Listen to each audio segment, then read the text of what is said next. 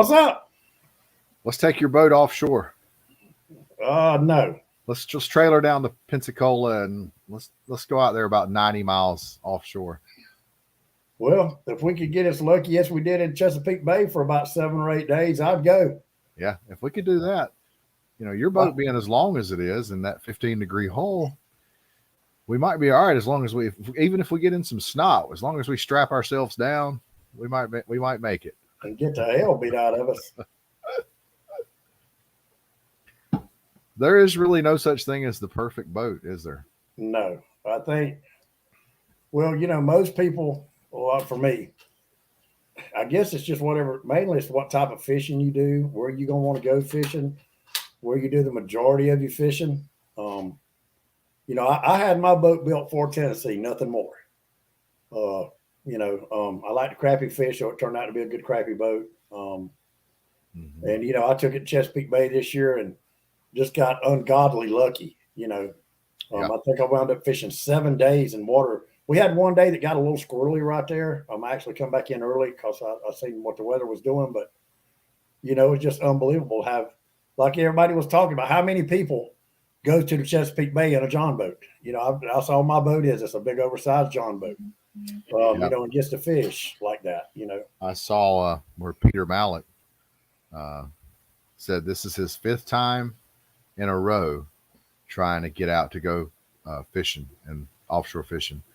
And 5th time in a row, the weather has denied him. Yep.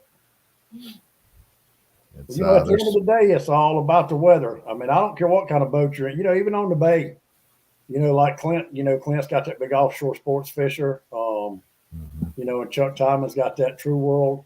But on a rough day, the boat might take it. But you want to just sit out there and get rocked and get the hell beat out of you. Yeah. That's just not usually the boats can handle more than the fishermen can. That's a fact. I mean, if you got a decent sized set of nuts on you and reliable power, you can take about any boat out in about any kind of seas. Yeah. No, thank you though. I've been caught out there in some rough conditions and out in the ocean, and it's no fun at all.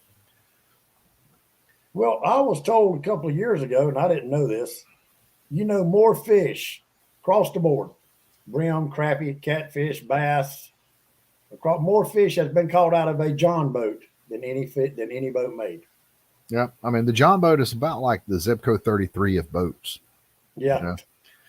They're cheap and, they're roomy for what they are, because John boats, typically I look at a John boat as being a flat bottom aluminum boat.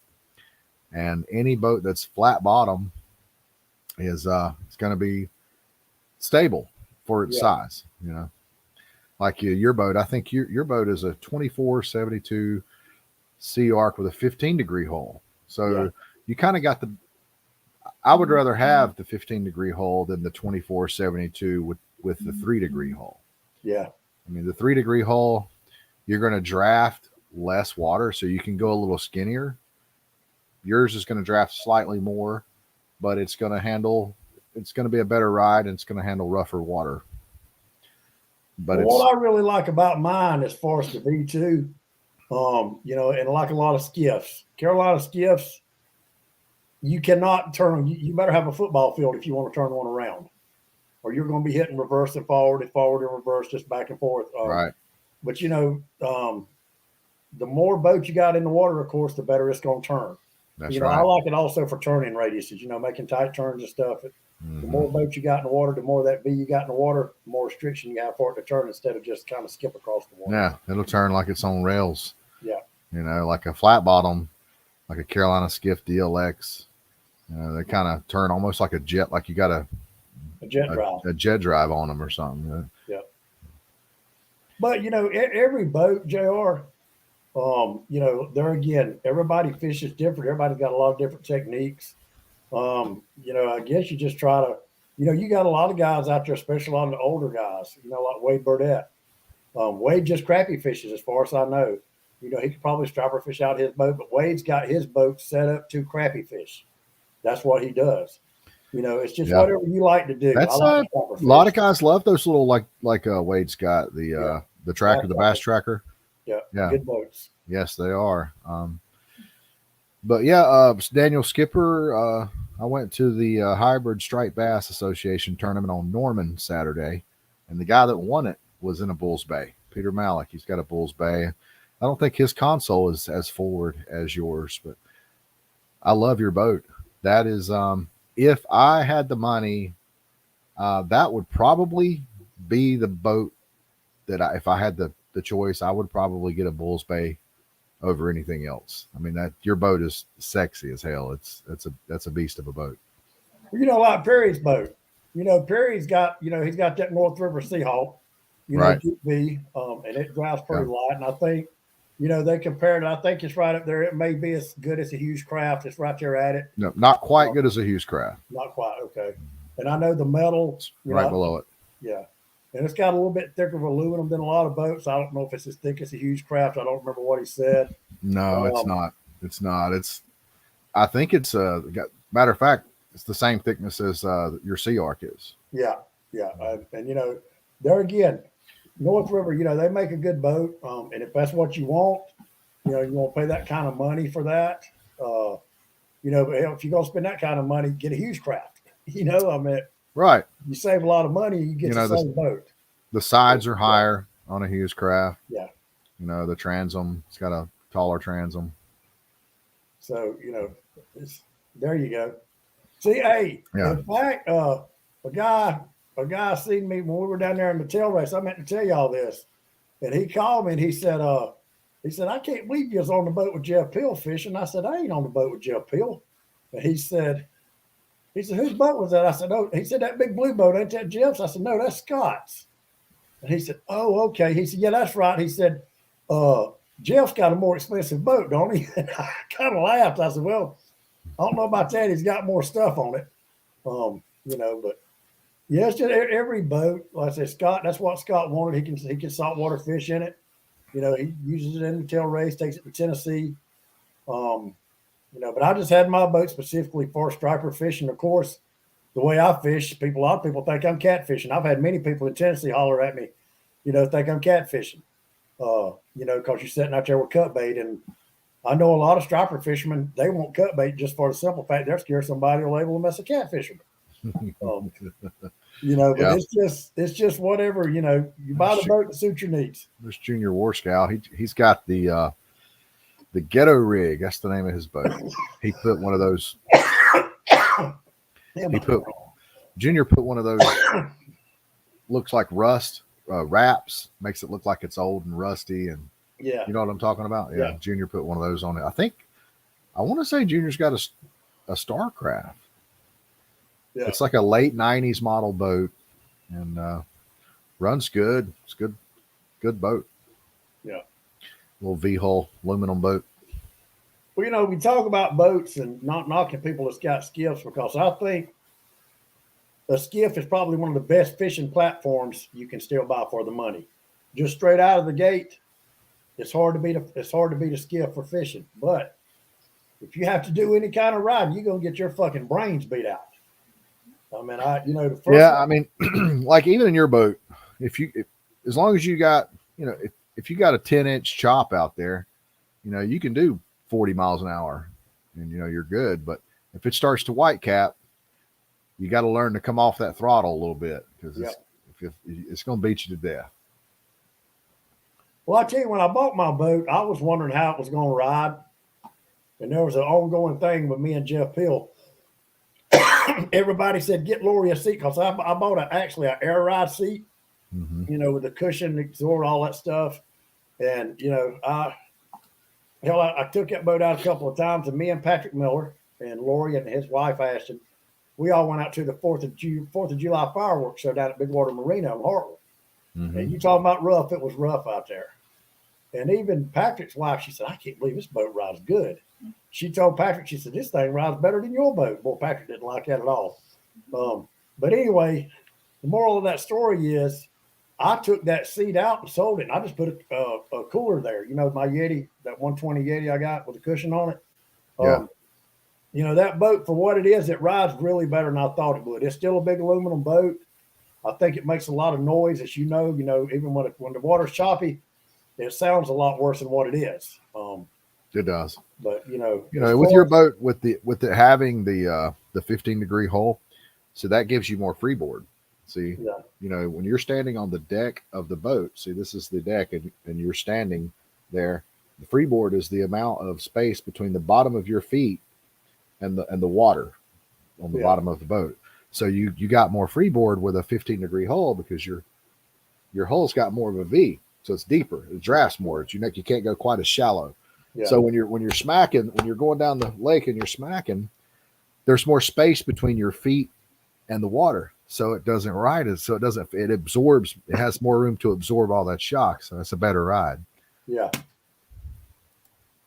And you got a subfloor. You want to get beat to death. Go take a John boat that doesn't have a floor. That's just you're standing on the hull. The ribs. yeah. Those those will kill you.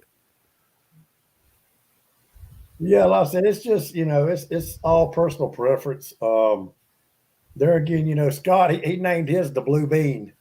Um, I asked him one day, what that meant, and I looked it up in the Urban Dictionary, and I just died laughing. I'm not going to say it on the show here because it might offend some people in case we've got a fucking liberal or two on here. But go look up Blue Bean in the Urban Dictionary. And it's okay if we do. Liberals are welcome. Come on, come on, come on. That's right. But no, like I say I love Perry's boat. A lot of people do confuse it with Jeff Hill's boat. They're really so similar as far as the way they're built, the way they're designed, the cabins, the design of the hulls, the metal, the thickness of the aluminum. There's not really a big difference there in those boats. Except I like his platform. I've always thought those boats look cool. That's got the here. I'll show you what I'm talking about. the check plate. Yeah, I mean it's not the jack plate's cool, but the check plate. I'm sorry, the check plate. How you can walk out on this little door opens and you can walk back. Yeah, I mean he's got I guess it's like a tuna door on there, but that little space that back there between the back of the hull and the jack plate and the I like that. That's cool. Oh, it's a nice boat, no doubt. But see, you can see it right there. It's Diet Dr. Pepper sitting on it. Yeah. I think he had that thing for a kicker motor. I think Scott said he put that on there just for what no more than the option it costs to just help the resale value, just in case somebody back out, back in the Northeast or Northwest wanted to buy it. Right. So that would be an option. Go ahead and put it on there. Yeah, I would have done the same thing. That is cool. I like that little kicker or jack plate right there. Yeah. Yeah, that's a beautiful boat. That is a beautiful boat. JR, you're pretty familiar with the floor of that boat too, aren't you? I've came in. I had to. I'm sorry. I've been in close proximity to that floor a couple times. That was funny. As a matter of fact, I was watching that the other day. I come across that video on this. I still got it on my phone. Yeah. You put the hammer down. Bradford's in here. What's going on, Bradford? I heard Bradford's got a big bet going with Brian Bear. I'm wondering to see how this is going to go. I don't believe Brian will do it. He says he will, but at the end of the day, I don't believe he will. What do you think, Mike? You think he's going to do it? I think he'll do it. I think that he just wants us to like him. What he don't understand, Mike is going to buy his integrity. And I don't think he realizes Mike Bradford's got more money than Davy Crockett anyway. He's going to buy his integrity. He's going to buy his integrity. Exactly what he's doing. Mike knows what he's doing. It might give Brian some integrity. You see what Mike just told him? He's a sellout. If you'll sell out for money, you ain't got no integrity. You'll sell out for anything. He's going to sell his own self out for a few dollars. I got hope in Brian. I got faith in him. It's almost like a drug addict. It's hard to have faith in them, but you just got to have hope that, they'll get better. Well, he's down with that Simple Simon shit. Fishing with that little redheaded pastor he is up there in Tennessee. He blocked me. That guy blocked me. Mark blocked me on Facebook because Brian told him to. Brian actually screenshot the message that he sent him and texted it and said, it said, block J.R. Cochran. That dude is 100% SRCG. Well, ain't nothing wrong. Hey, well, listen to this. Years ago, Brian Bear made a comment on one of my posts on my personal page. And of course, I didn't like it because he ain't gonna post nothing nobody likes anyway. And I went to blasting his ass. And then Mark Cooper proceeded to put the comment behind it, wanted to know why I had such a bad attitude. Mm-hmm. Well, by the time I got finished, that little redheaded son of a bitch, he blocked me too. So, yeah, there's neither. I just don't care about neither one of them. But undoubtedly, there's a lot of people likes them because people viewing that bullshit on Facebook. Mm-hmm. And we up here struggling for views, JR. What we got? 20 people watching? Well, actually, we got 31. But that is Facebook and YouTube combined, I guess. Oh, okay. I don't know if it is or not, but it says 31 on my 32 now. But anyway. Are you glad that you went with the 15-degree hole? Or if you had to do over again, would you go with the 3-degree hole? No, I got on Walker's boat. Walker's got the 3-degree hole. Yep. And it was just amazing, all the room. That's the main reason I went and looked at that CR. We was talking about it, and I said, listen, to buy a boat in aluminum, I don't even think they make a fiberglass boat with that much room unless you get something like Skipper's got a Blazer Bay, and I don't have that much French fry money. So I had to go to aluminum. Well, a Carolina Skiff, it's got that much room. Carolina Skiff? Yeah. No, that Blazer Bay that's an awesome boat. It's got the forward console. Mm-hmm. That is a beautiful boat. I'll give him that. Listen, the McDonald's French fries paid off for something. And it really does. It's a great boat. No, all shit aside, that's a big boat. I wanted the room, and then you got to, then I figured, Skipper might pull that boat 10 miles here to Greenwood, or he might pull it 20, 30, or 40 miles to Clark's Hill. I'm pulling the boat up a mountain when I fish going to Tennessee 15, 20 times a year. So then you got to look at gas mileage. Weight. Yeah. That's the biggest advantage to the CR is it's aluminum and you get all that room and everything. But yeah, you're saving a ton of weight by going aluminum versus glass. That is the biggest advantage in aluminum. The whole aluminum versus fiberglass debate. That is the number one advantage for aluminum. Thank you, Mike. Oh, and by the way, while Bradford's on here, I'll tell you, we was talking about pressure when you're fishing, JR.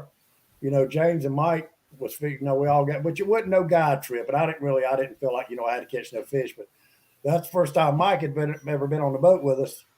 And I tell you, listen, I fished my ass off. The only reason we wasn't out there at daylight when he was up there with us because it was fucking 18 degrees below zero. What it felt like, but we was trying to let it warm up a little bit. But we really fished hard for 3 days, and I think we had one little blow up, But that's when it goes back to I just enjoyed the trip, hanging out with James. I love James Long. He's like my brother. I believe Mike said y'all ought to get married. We just had a good time, But there again, getting back to the boat thing. It's just whatever you like, and I like my boat, but I like the room. And then I got to doing the math, and I told my wife, I said, baby, I'm selling this sea hunting. She said, I don't care, sell it. What do you want? Which that's what she's always said when I'm selling a boat. But, I spent literally about $2,000 buying lean posts, taking lean posts out, moving a bait tank to the front, getting a smaller bait tank, putting it in the back, having a cushion made for it. You just can't make no room in a lot of fiberglass boats. Daniel Skipper's got the best setup for striper fishing in a fiberglass boat I've ever seen besides a skiff. But, it's just whatever you want. Starcraft really aimed their boats towards fishing, forced aluminum boats. But no, I don't regret buying my boat 15-degree hole. I love it. Of course, everybody knows I've got a cabin on it now. I look like what's that guy's name, baby? Texas Ranger, coming out the boat. Somebody told me, said, just put your big star on the side of this big bastard. I know. And want a boat come within 300 yards of it. Yeah, you look like the police, that's for sure. Yeah. So what's going on, David Mercer? I didn't know you looked like the police. But Yeah. Oh yeah, his boat looks like the police, Lori. Yeah. You don't watch Walker? I'm surprised you're not messing with people. No, but I thought about it. Just don't nobody give him a badge. God. She said, "Don't nobody give him a badge." Yeah, Junior. It seems like everybody wants those 21-foot Starcrafts. Jeff Manning, Chris Hovis, several other guys. 21 foot seems to be the magic number for an old Starcraft. That's like the epitome of like barn finds. Like you talk about finding like classic cars and barns. For nothing. That's like the 21-foot Starcraft is like a good old barn find. Yeah. But like I said, it just seems like nowadays, though, if you go to the boat show, unless you want to get at least something 24, 26 foot, it's like they're building boats for pleasure. They're trying to do like a fish and ski or a fish and pleasure boat. There's no such thing, or not in art, not the way we fish. Every boat I ever look at, for whatever reason, the first thing that comes to my mind, is where am I going to put my bait tank? What am I going to do with my bait tank? There's just nothing there. Yeah. No, Benji Smith, I believe we were racing that day and my motor wasn't even broke in. And no, your skill for the 140 on it will not run my Sea Arc 24 foot with a 150 on it, even with my cabin on it. I'm still getting 42, 43 miles an hour on flat calm water. So you're wrong on that one, Grasshopper, but I've still got your Savannah Road chain gang hoodie. You'll get up to speed quicker than him, too. Oh, yeah. You'll get him on the whole shot and top end, probably. That's a fact. Let's see, JR, she says a lot of anchors. Think Jeff Manning has the best anchors. Jeff Manning builds anchors, and they're pretty good. I've always wanted to hadn't gotten one yet. I plan on getting one now. How are they designed? Are they anything like a Hurricane, or they're different, don't they? They are like a Hurricane. No, they're just a regular. They got the thick steel cylinder in the center, and it's almost like rebar, I think, that he uses for the. Damn, that Coke's not agreeing with me tonight.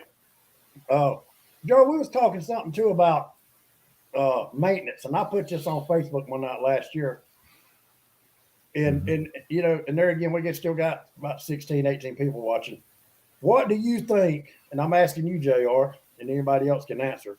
Across the board, when it comes to maintenance, is it easier to keep an aluminum boat up or a fiberglass boat? I hear people say fiberglass, the aluminum boat sometimes welds, breaks. I don't see that a lot. I'm sure it does.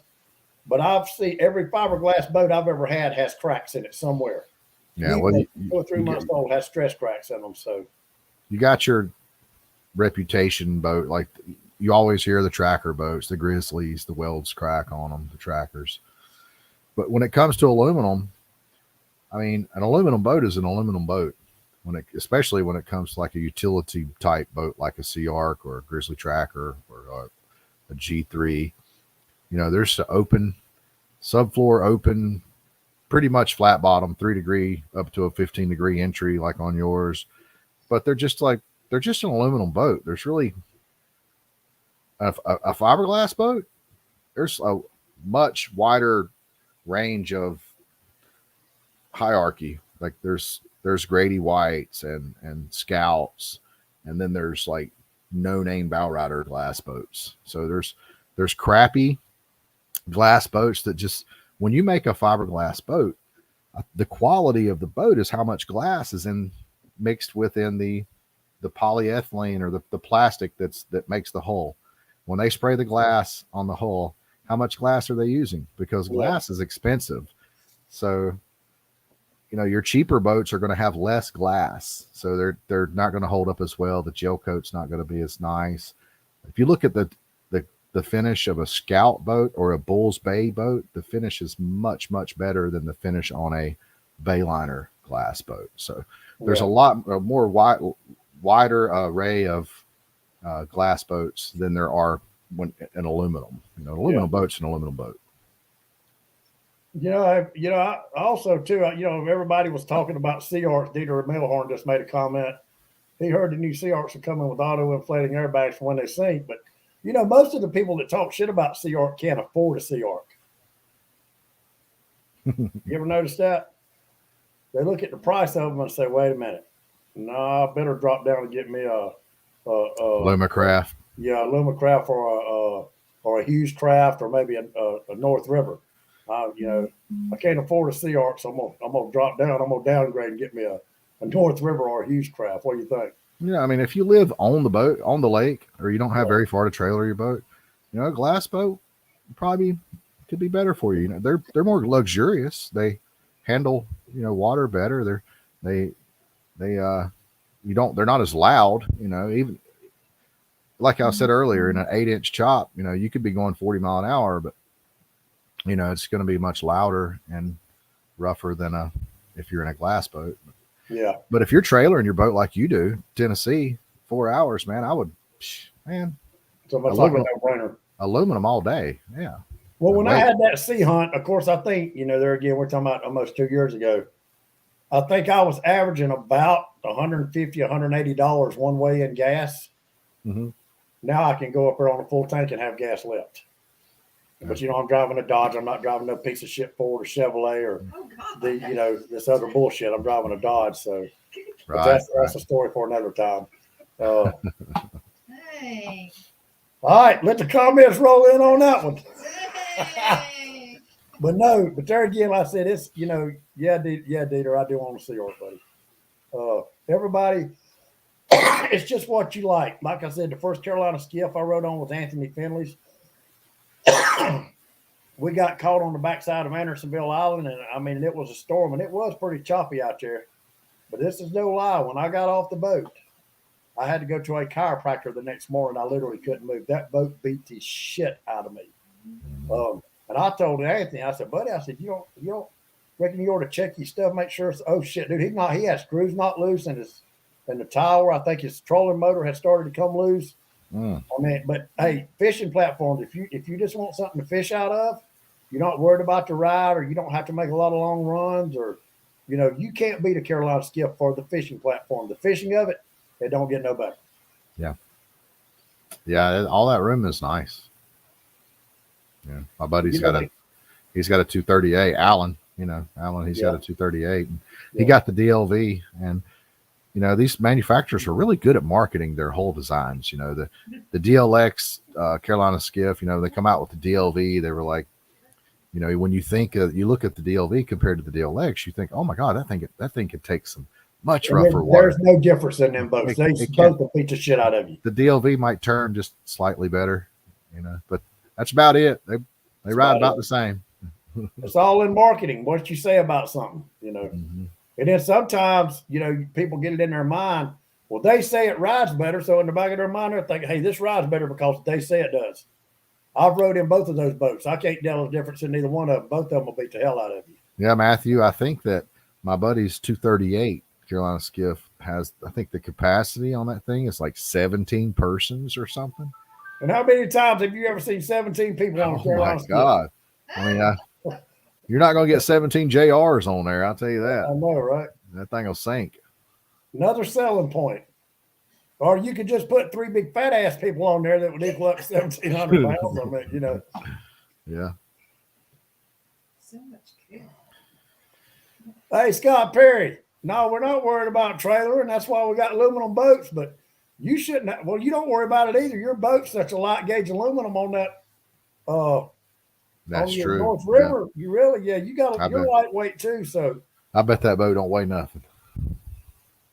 I think Jeff's boat weighs about right at the same. Now Jeff's is only a 21 foot. Perry's Yeah. is 24, and I would think Jeff's weighed more. yeah, than foot for foot, it Scott's. probably does weigh a little bit more than Perry's does.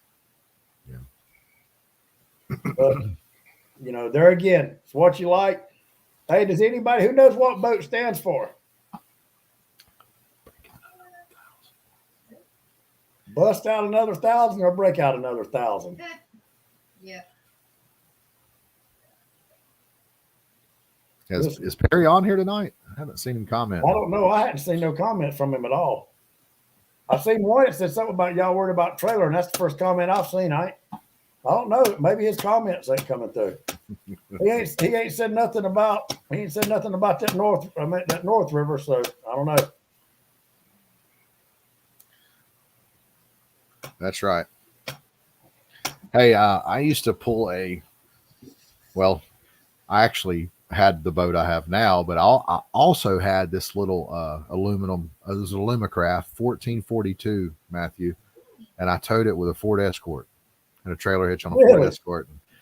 Man, I tell you what, that little 5-speed Escort pulled that. It's like that 1442 on that Westco trailer wasn't even back there. It had a 25 tiller on it, Yeah. and I used to take that thing everywhere, Tennessee, all up the Catawba chain and Clark Hill. I loved it, man. Loved it. Hey, Jr. Matthew Miles did make a good point. He said it's not what you can afford, it's not what you like, it's what you can afford.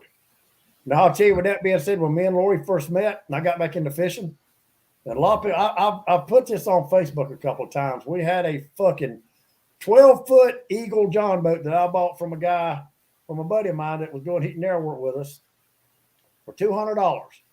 Yeah. I did get a new trolling motor for it, a little 12 or maybe 10-pound thrust Minn Kota trolling motor. And then I wound up with a used marine battery. I bought one used from somebody. I forgot who it was. So we started out with about $400 in a boat, and I was keeping herring in a damn 5-gallon bucket that I taped some styrofoam around. I put a bubbler in it. And I remember the first time we went fishing in that boat, I was fishing off of right there at Hartwell. What's the name of the camp? Oconee Point. We put him back there at that boat ramp and behind Oconee Point and was out there. And we caught 2 fish that day. But that's when we started. I was in a $400 boat and a John boat. And Is that where I stood? no, you stood up over there at Lake Robinson. Oh. And then needless to say, the next weekend we took that boat over to Lake Robinson, and I told her, I said, you got to remember, whatever you do, don't stand up in this boat. It don't matter what happens, just don't stand up. Always sit down, So I was pulling a little Rapala. We were just trolling. I was trolling a Rapala. And that's about an 18, 20-pound catfish hit that thing in Lake Robinson over there in Greer. And I hooked the fish and handed it to her. As soon as I handed her the rod, she stood up. And we're rocking back and forth. And she said, what do I do? What do I do? Said, you set your ass down before we're swimming. That's what you do. So that's how our fishing career started. Yeah, it's one of those boats you got to let the other guy know whenever you're leaning over. Yeah, that's right. The first John boat I went and bought was a 1432. I talked about the 1442 Alumacraft. That's when the 42 inches is the width of the floor, and that's when they start to get kind of stable. Yeah. Well, the first John boat I bought was a 1432. So it's pretty much a flat bottom canoe. But setting in someone's driveway, when I went to look at the boat, boats are deceiving. They look a lot different in someone's driveway than they do when you get them on the water. That's a fact. So I'm like, man, this boat looks awesome, man. This is perfect. This is exactly what I need. I think I paid $600 for it. Came with a trailer. I took that thing to Lake Norman, and yeah, I was, needless to say, it had a 7.5 horsepower game fisher, air cooled outboard. That thing did about 3 miles per hour, and you couldn't lean over in it, or you were going bye-bye. Really? Yeah, I didn't have that boat very long. Yep. 1442. That's 42 inches is where they start to get, a lot. The 1648 is a good size. We were talking about Mark Cooper earlier, and I think that's what he has, a 1648. That's a good size John boat, especially if you have a tiller that frees up all that room. And they're great boats. And then you go to like a 1754, and then you go to like an 1860, and then a 2072, 2472. And I think Bo Rice up there, where you stay at Bo's, I think he used to have a custom Sea Arc that was like 26 feet long. No. Bo's got the same boat I got. He's got a 2472 V Pro. Mine's just 2 years newer than his. Same whole design, except the tower on his, he's got it at the back. He put a tower on it at the back. Yeah. How long has he had that boat? I think he said about 15, 16 years. He bought it when they first come out. Okay. Because I talked to him I was at Watts Bar. I was camping out, and I had beached this little boat that I had no business taking to Tennessee. It was a little glass boat. Oh my God, it was a piece of junk. But anyways, I beached it and camped out, pitched a tent, and boats coming by had swamped my friggin' boat where I beached it. Every time a boat would come by, their wake was coming over my transom. And when I woke up that morning, my boat was full of water. I had a bait tank, my cooler's floating, everything's floating. So Bo comes riding by and he pulls up to me and offers me a hand, and I had a bilge pump, but my bilge pump I think was like a 400-gallon-hour bilge pump. So he loaned me his couple thousand-hour bilge pump. He was using for his bait tank. Yeah, it was a rule, and he loaned it to me, and I asked him about his boat, and he said that it was a 2496. I think he must have been talking about the beam back then. Yeah, they're 2472s. Yeah, I think the beam is 96 inches, but the floor is 72. 72. Yeah, I was going to say, because me and Chris Brown was doing something to it one day, and I measured it. It's 74 inches at the base of the floor. And of course, it flares out a little bit. That's why, my gunnels are not that high. And that's another thing I do like about a skiff. It's got high gunnels. One thing about my boat, you got to be careful. You can't. I was thinking about getting Brian Snipes to try to make me some kind of rail to put on it. So like when you're standing and have to lean or you're fighting a fish, right at the top of your knees right there, you'll have some support, because you don't on my boat if you're fishing on the side. That's another thing. That's about the only thing I really don't like about my boat. I wish the gunnels were higher.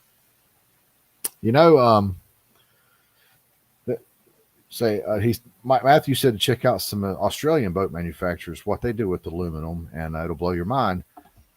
Matt, this guy at work, Brian Lutz, he just went to somewhere on the coast, Little River, I think it was Little River, and bought an aluminum boat. And I don't know if you guys have ever heard of this, but he bought a catamaran aluminum boat. And I had never seen one. And he showed me a picture of it. And sure enough, this guy started making them. He had a business, and he ended up going bankrupt or whatever. They went out of business, but there was a lot of hulls left over. Yeah. So people ended up buying the hulls, and this other company, I think, bought the hulls, and they were putting, outboards on them, brand new Mercury outboards, and selling them. But anyways, he just went and bought one. It's had a 90 horsepower 4-stroke 2019 Mercury outboard on it, an aluminum catamaran boat, and it's pretty friggin' sweet. I think it's like 1860. Yeah, what it equates to. But yeah, it was wild looking. Oh, and how big are they? How long are they? I want to say his was 18 feet. I think it's like an 1860 or so, something like that. Yeah. Yep, everything is just, I see just Travis Pace just got on here. Travis has got a walk around. I tell you, I really like that boat. To be able to walk around, it's got a lot of room. He's got dual motors.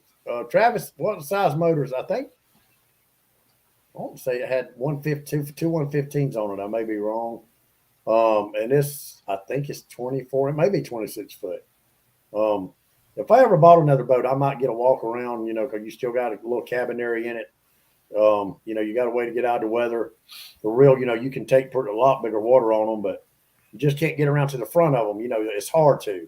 But that's what I like about Chuck's boat. It's a walk around. It's a true world, but you've got almost 3 foot, a little over 2.5 foot to walk around each side. So you could run around that boat, not have to go like foot over foot over foot, and it'd take you, right, 15 to 30 seconds to get to the front of it. You just walk up there. Anthony Johnson said 26 Pro Guide. Is that what he's got? Yeah. And that's a nice boat. Anthony's got that boat fixed up really nice. A lot of room. Nice. Yeah, that's a huge boat. Anthony Johnson, while you're on here, listen to me. Daryl sent me a message tonight. I don't know if you talked to him. If I can get that switch and mail it to you out of my motor, if you could get me one through the marina where you work, I appreciate it. Be glad to pay the shipping on it or whatever. You can call me tomorrow. Just let me know. I'll get you the model and serial number on my motor, but it's the trim switch on the motor. Now, the trim at the front of the motor where you plug your trolling motor in, it still trims it up and down, and the one on the throttle still trims it up and down. It's just the switch on the motor just went out. So, but anyway, Matthew Miles said the air pocket between the holes cushions the ride. On the catamaran, yeah. Oh, catamaran, okay. Scott Perry wants to know why Anthony Johnson needs a 26-foot boat to fish the bulls and be a concrete cowboy. Hey, that room is nice. You can't beat room. That room is nice. Oh, while everybody's quiet, I guess most of y'all may know, or the ones that don't, I think I've got about 12 hoodies left, a couple of different sizes. I had some hoodies made. Scott said he didn't want to fool with it no more, and I understand why already. But the only thing is I'm not shipping nothing. I've got a few people that's ordered them. I'm gonna take them up to East Tennessee, and 3's going to Middle Tennessee with me this year. It's interesting. I just hope everybody comes picks them up. But I put a thing on Facebook today. What the front and the back was going to look like. And I told everybody I ordered 40, first come, first serve. By the time I got down to the t-shirt shop to order them, those had sold. So I had to order. So I ordered 20 more, and that's all I'm going to order now. So this is what's on the sweatshirt if y'all want them.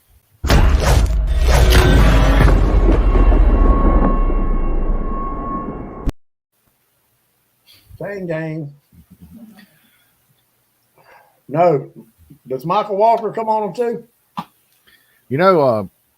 One good thing about your boat, Wes, is it's easy to release fish. Yeah, right. Closer to the water. Yes, sir.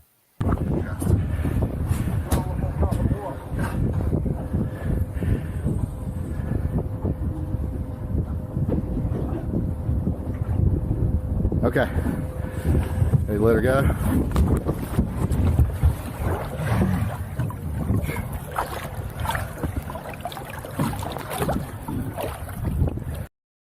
I like that. Yeah.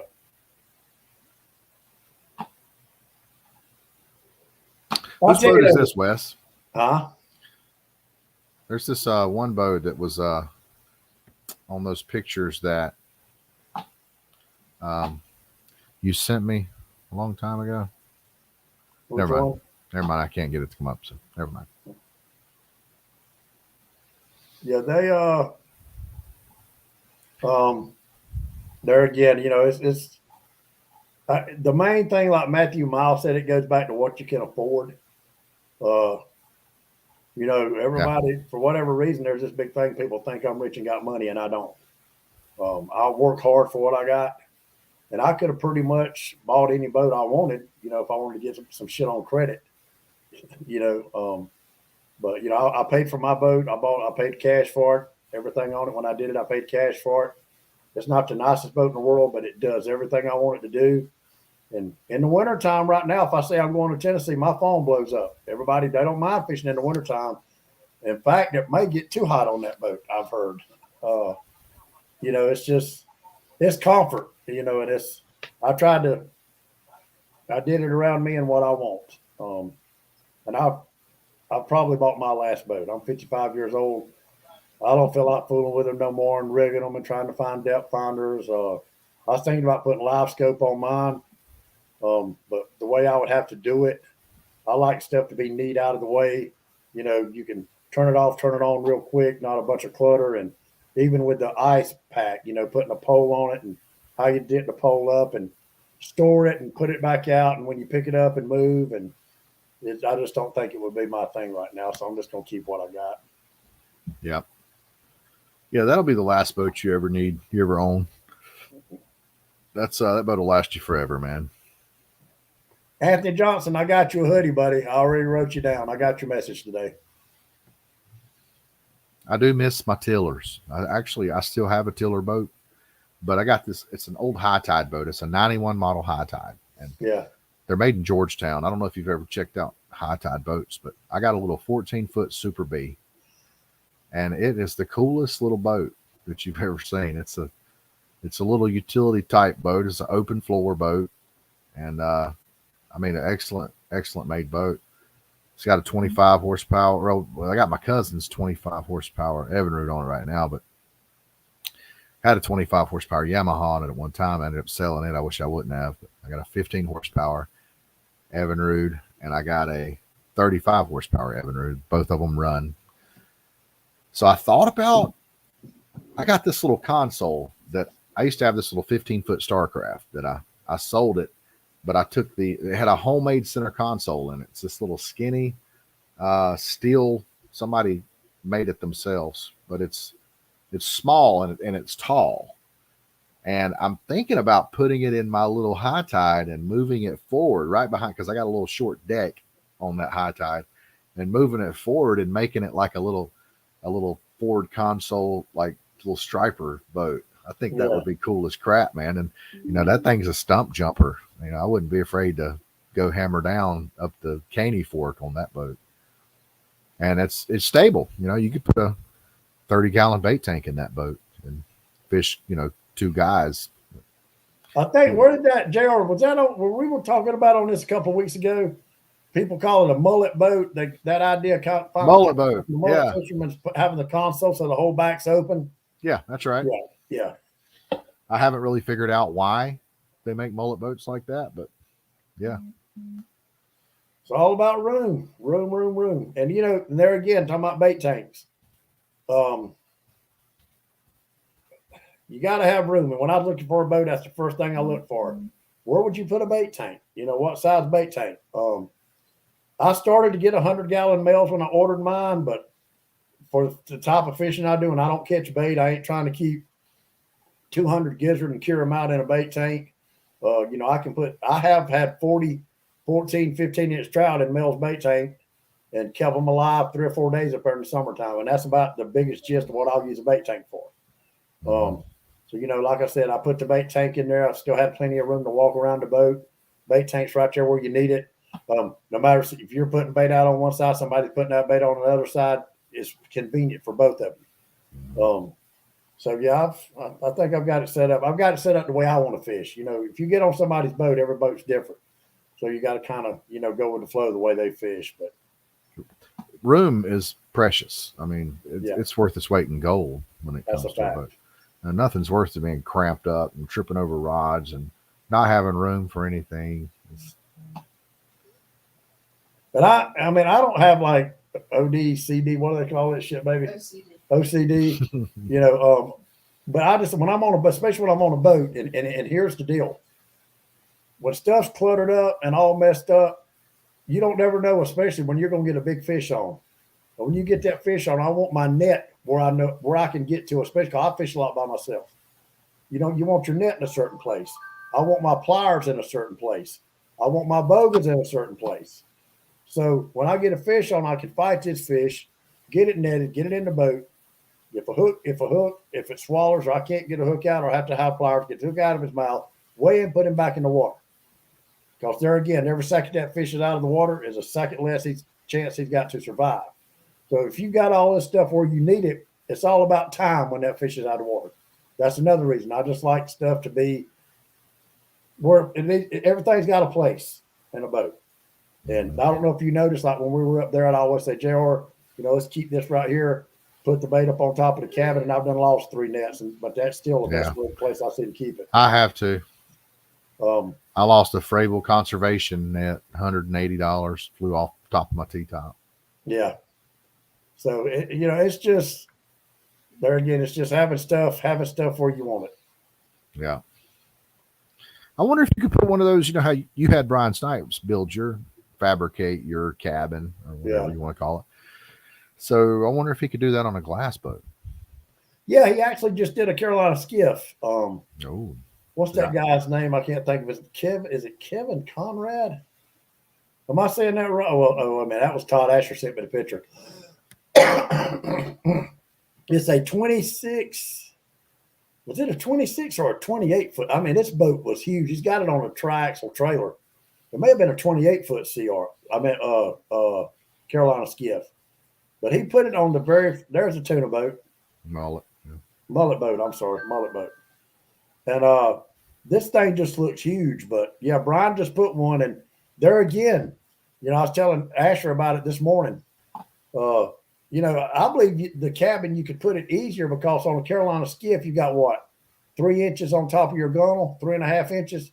You got a light, and then you can bolt it all the way through. Now, the way my gunnels were made, you kind of had to offset it, and bolt it on the inside. Well, see, that's what scares me about my little high tide is the gunnels. The gunnels are like, here, I got a picture of it. There it is right there. Oh, yeah, the way they slope. Yeah, see how they're sloping. See, I just got that little small deck up front. I want to put the console right behind that deck up front there. Oh, you could get a small console and mount it to the floor. Yeah, I got one.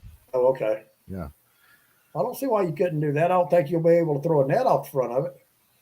Yeah, I mean, I still got that deck up there. That deck's bigger than it looks. I know. I'm just being a smart ass, JR. Work with me here. I mean, it's a pretty cool boat. I might have to show it to you one day.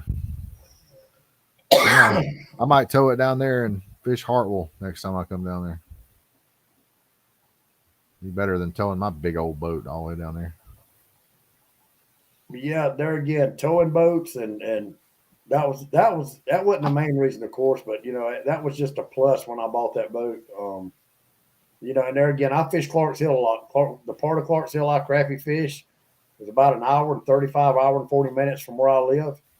So there again, I cut my fuel way over half using fuel from pulling that sea hunt. That sea hunt's it was a 2150, or was it a 21 something? That was the style of it. And that boat weighed 2,150 pounds dry, just a hull. Yeah. That was a 2150. That before you put anything on it. Mm-hmm. And when I was done with that boat, I was pulling around about 3,900 pounds. Now I'm pulling right around 3,000, maybe a little over 3,000 pounds with 3 times the room. 3 times the room, yeah. Is there anything about what was it, a Key West? Sea hunt. Sea hunt. Is there anything about your sea hunt that you miss? The ride. It rode better. It was one of the best fiberglass boat, I guess, because it was so heavy. It had the Coosa transom. Best riding boat for a fiberglass boat for a bay boat that I've ever ridden in. But it was just god awful heavy. And I actually sold that boat to Jason McIntosh, and he loves it. Does he? Yeah, he loves it. It's a good boat. Oh, Big Judy. Wasn't that? Didn't you have Big Judy? Team Big Judy. Yeah, what happened to that? Yeah, somebody told me I ought to put a sticker on when I bought the Sea Ark, put Bigger Judy. Yeah, there you go. But, yep, I'm done buying boats. I think my wife's kind of happy too. She says, I don't care, baby, do this, do that. I'm tired of buying boats, and she didn't argue with me. In fact, Sea Hunt's got a lifetime warranty on their hull that's also transferable. So when I bought that boat, that hull is already, the warranty and stuff is already transferred in my grandson's name. So there again, if I live to be if I'm still living, he turns 18, that boat would automatically, the warranty stuff. So if I die, it'll automatically transfer over to him. And it's in my will too. He gets that boat if I die. So. Oh, that's awesome. Scott also has a aluminum boat with a jet drive. I think it's an all weld. Who's that? Aluminum weld. Scott. Mm-hmm. Yeah. Yeah, I want to say it's an 1860. Yeah. Yeah, he moved the console forward on it. He's caught a lot. He's caught a lot of fish out of that boat. Mm-hmm. Yeah. Zach Watts said Wes's boat fishes perfect. Let me tell you a story about Zach Watts. We was in Middle Tennessee last year, and I pulled bait. I cut bait up and down the caney so much, and I wore the paint off planer boards. And he comes up there the next day and catches one almost 60 pounds. Just blew my mind. Had me madder than hell. So then Zach comes back and fishes with me a couple of weeks later. I went back up and he got on the boat with me. And we were cut baiting up on Old Hickory. And the only 2 bites that we got that day, we lost both of them damn fish. And they were big fish. That one that hit Zach's rod, when the way it bowed that rod over, it was just, we knew that was a big fish. And he rubbed him on some rocks, 60-pound mono leader, popped, it freighted. It was just, listen, them fish know what they're doing. I mean, and I actually had to catch the fever rods in the heavy catch the fever rods. And he bowed that rod over, and he pulled a little bit of drag and popped. Zach said, "Damn, lost him that quick." And then a few minutes later, I got a bite on my side. Same thing, popped the damn leader, rubbed it on a rock. So, all right, guys. Well, it's been a good episode, Wes. What time is it? I'm getting sleepy. It's 5 till. Oh, come on, man. We started a few minutes early, so we still got 22 people. Well, let's wait till we get down below 15 and we'll call it. Okay. Hey, man, hey, we're trying to get comments, ain't we? So we can be like other people and get us a YouTube channel going and make all this money. Everybody's making like $10 a month for every 2 million viewers. Yeah. I'm making about $50 a month. Yeah. Zach said shit happens. Zach's another one. Zach is a great guy to fish with. He goes with the flow. No matter what you want to do. That's exactly what you want to do. He said, man, whatever you want to do, I'm down with it. Now, let me tell you what happened to us, JR. The next night, we go out there, we was going to cut bait. I told Zach, let's just try it at night. The bite was slow. And we just put 2 rods out because everything was, getting tangled up the way the current was. And we went back to a tree that me and Lori had tied up to the previous year. And it's the tree that's far, Hovis might know the tree I'm talking about. It was the furthest one out in the river. So it'd keep you, if you was going to tie off to it, you'd be more out toward the deeper water. Mm-hmm. And a rod went off. And I said, hell yeah, that's the one we look at. I mean, that drag was screaming in gear. And I had half a skipjack on him about that long. And they're just screaming to drag. I said, down, drag. So we're going to have to drop an anchor. So Zach went up front. He got up front, threw the anchor over. We had a life jacket tied to it, and we take off. So we're going backwards. And Zach's working a big motor, because Zach's been on the boat. He knows how to operate a boat. And, especially when you're fighting a fish. So we chased this fish, JR, for close to 100 yards. And we're doing a live video. Zach was trying to hold the camera and work the boat, and he'd go back and forth, and we had about, 35, 40 people watching.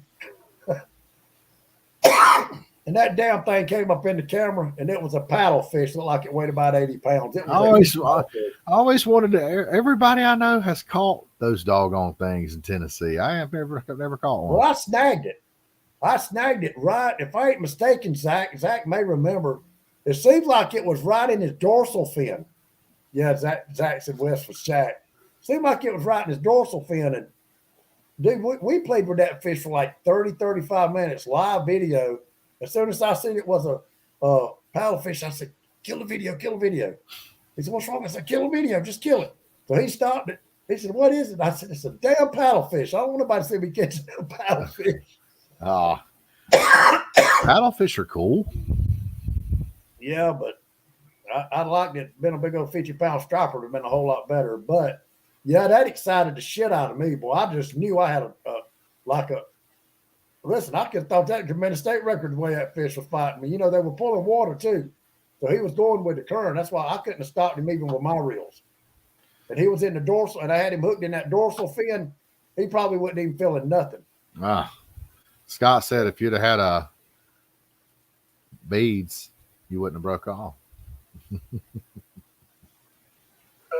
Well, I learned something new. Yeah, those beads are very abrasion resistant.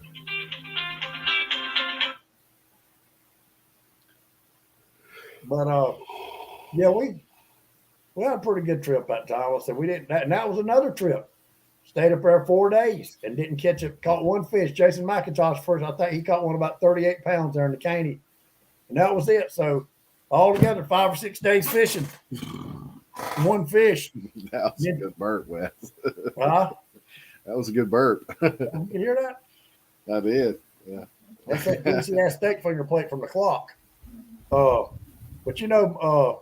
then Perry came back up there. Let's see, it was me and Perry, Daniel Skipper, T. Evans, and Jonathan.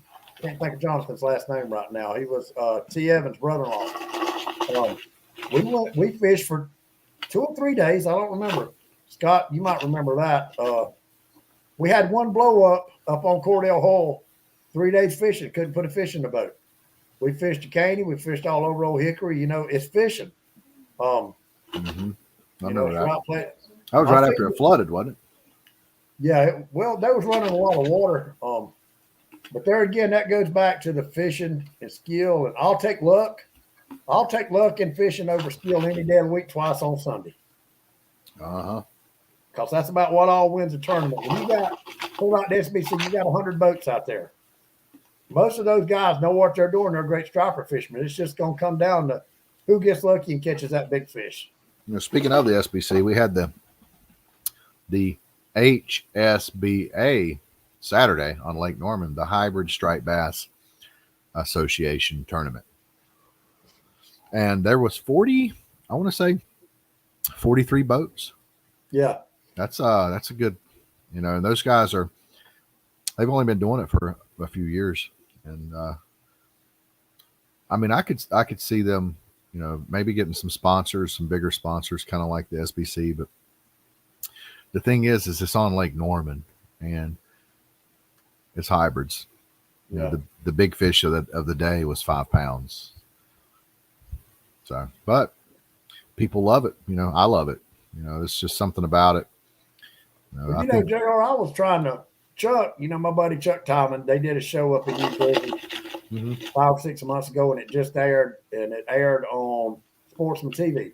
Yeah. So I couldn't find it. My wife finally found it for me, and then I looked on this thing. We downloaded the app for Friendly TV, and there you got My Outdoor World or something, the Sportsman Channel, and there's 3 fishing channels or 3 sports channels on there that's got to do with outdoors hunting, fishing. Mm-hmm. And then when you just look at all of these, everybody's these people's doing this, these people's doing this, and then when they start reading the sponsors, the big name sponsors and stuff, what they're doing, it's just unbelievable how big fishing is now. With especially with Facebook, social media, and the internet. It's like fishing to me. I believe probably one of the most popular sports in the world. You got King of the James, Ice Bowl, Mississippi River Monsters. What is the one on Wheeler? You got all these, big money tournaments. You got the Striped Bass Challenge, $25,000 to first place, pays the first 8 spots. Big sponsors. All the giveaways. And yeah, man, it's awesome. The catfish world's growing too. Yeah, that's a fact. Just fishing in general. And there's just so many people out there fishing, and I think some of your bigger names. There's one name I see on every fishing show. What do you think it is? One name, sponsor. Any fishing show you see, they're a sponsor. Cabela's, Bass Pro. No, Bass Pro. That's kind of a given, but other than Bass Pro, Shimano. There you go. Every fishing show, saltwater, freshwater, little fish, big fish, Shimano's a sponsor. Yep. It's just crazy how much it's grown. And then you start looking at all these channels. And there's you can get on Fishing World right now, and there's over 70 different fishing shows on there. That's just fishing. That's just that one station. So. Yep. Yeah. JR, I'm showing we're down to 14. What do you think? All right. You want to keep going, or? We'll keep going for a minute. Well, I thought you were sleepy, Puddin'. Well, I'm going to start eating peanuts now. I got my second win. Casey Lee said somebody could blindfold you right now with some dental floss. That's all the time, Casey Lee. This is the first time you ever looked at me. Jeff Bobo said, hey, I've been saying this for years, too. Can you imagine if a hybrid got big as a striper? That's the thing. Yeah, I wish they would, but did you know hybrids only live 5 years. No, I didn't know that. Their life expectancy is about the same as a crappie. Really? Uh-huh. And depending on the water they're in, like Lake Norman, their growth stunts after 2 or 3 years. They kind of flatline. I didn't know that. Moss Lake has some really good hybrids in it, but Moss Lake is a small lake, but for its size, it holds a lot of bait. So the hybrids in Moss Lake, they get pretty doggone big in those 5 years. Yeah. Casey Lee said a 15-pound striper would drown a 30-pound striper. I'm not sure what that meant, but we're talking about Casey Lee too. Casey Lee, stand up and look at the computer. Oh, he is standing. Yeah.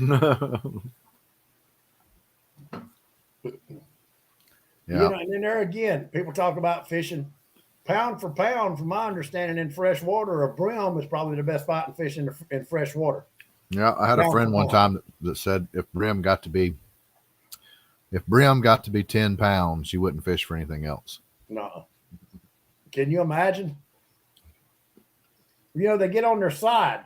They don't try to fight this way. They use their body, pulling it against the water. So you're kind of like pulling, they're using the body to restrict it from, it's, yeah, I'd love to catch a 10-pound brim. Casey Lee said he meant hybrid. I knew what you meant, Casey. I was just giving you a hard time. That's that white bass in them. Hey, Casey, listen. We were up there on the Chesapeake Bay, and we went out with Chuck that day. We had doubles on. Casey caught one. I don't know. I think Casey's was about 45, 46 pounds. We had doubles on. Boy, he was just excited as hell running around the boat, telling Chuck how much he appreciated it. And he wanted to just fill his boat up. I said, no, Casey, you don't want to fill his boat up. Yeah, I do too. He said, you just got to show appreciation. I said, show him I appreciate him bringing us out here. I said, yeah, Casey, he ain't going to take no money, but you don't want to fill this boat up. I think that boat was it's 160 gallon diesel, and diesel up there is almost $6 a gallon. I said, Casey, you don't really want to fill that boat. I said, you better just leave that alone. I said, he ain't going to take no money anyway. And Casey said, is that tank really that big? I said, you're damn right it's that big. It's almost $6 a gallon up here right now for diesel. So, no, you don't want to fill this boat up. No. That was fun. My little boat's got a 55-gallon tank on it. Casey Lee said, take me on a trip and put me on your personal best and I'll fill your boat up. Well, Casey, you ain't got to put 30 gallons in my boat. Wes said, that's all right, bud. You just leave your diamond cut chain. Yeah, Casey, I'll put you on your personal best striper and you can just pay me with a necklace. Yeah, gold. Well, that's how he paid Bill with it. Yeah, gold keeps its value, man. I tell you, that whole story I loved it. I loved that whole episode. That was funny as shit. But yeah, it's boats is Wes, you need to go on a catfish trip, man. I mean, you got all the gear. I'm Santee this year. You got all the gear. You got the boat. I mean, you know how to do it. I mean, come on, dude. Well, I mean, I'm out here catching trophy stripers with you guys, and I'm not a striper fisherman anymore. I mean, so you could go catfishing. You don't have to be a catfisherman to go catfishing. I told you I'd go catfishing with you. I want to go to the James River. That's where I want to go.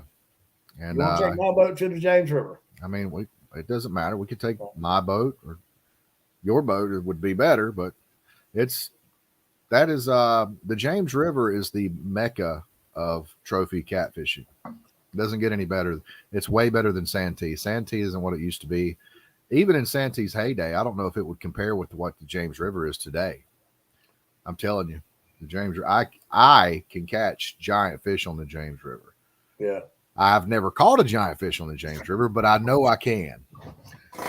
Well, Santee, JR, back in its heyday, it was I just don't think there's still a lot of fish in Santee, but you just don't hear a lot about 80, 90, and 100 pound fish being caught out of Santee no more. Maybe once every 3 or 4 months or every 6 months, from what I'm seeing. I know. I don't hear them that. I don't hear them that often. I've only heard of one 90-pound fish being caught out of Santee in years. Yeah. I think that was recently. Well, my biggest blue I caught there again. I caught an 81-pound blue down there 20 plus years ago. And there again, it could have just been because that fish was on a mussel bed. She was flat hell. She looked like holding a striper up that was pre-spawn. But it just wouldn't. Hey, hold on a minute, JR. Hold on a minute, guys. Hey, Slim, let me call you right back. I'm on a live video right now. Oh, okay. All right, buddy. Bye-bye. All right. Love you too. It was just like, it just wasn't no fight to me, But I will say this, what catfish I've caught, I do believe in all honesty, if you put a striper, 20-pound striper, 20-pound catfish. Of course, maybe for a little while, that 20-pound striper, he's going to pull that catfish backwards, but not for long. It's kind of like the tortoise and the hare. A catfish is just they've just got more agility. They've got more strength on the longer end of things.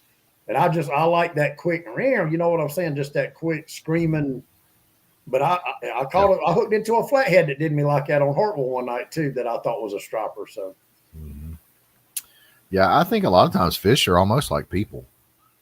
I've caught 50-pound fish that didn't really fight that hard, and catfish, and I've caught 50-pound catfish that burned the spool up. So just kind of whatever mood they're in when they bite. I guess I think it's got a lot to do with the current. Like, is that fish on the bottom end of the lake? Have they spent most of their life in very little current, or if any current at all? Yeah. And I think the current's got a great deal to a fish that has been brought up in current. I think that's why there's river stripers in Tennessee. One of the they fight hard because they're a striper, and that's what stripers do. But I think a big reason for their fighting so hard is the fact that they're raised in current up there. Their life is spent in a lot of current. Like they've exercised, like getting exercise every day.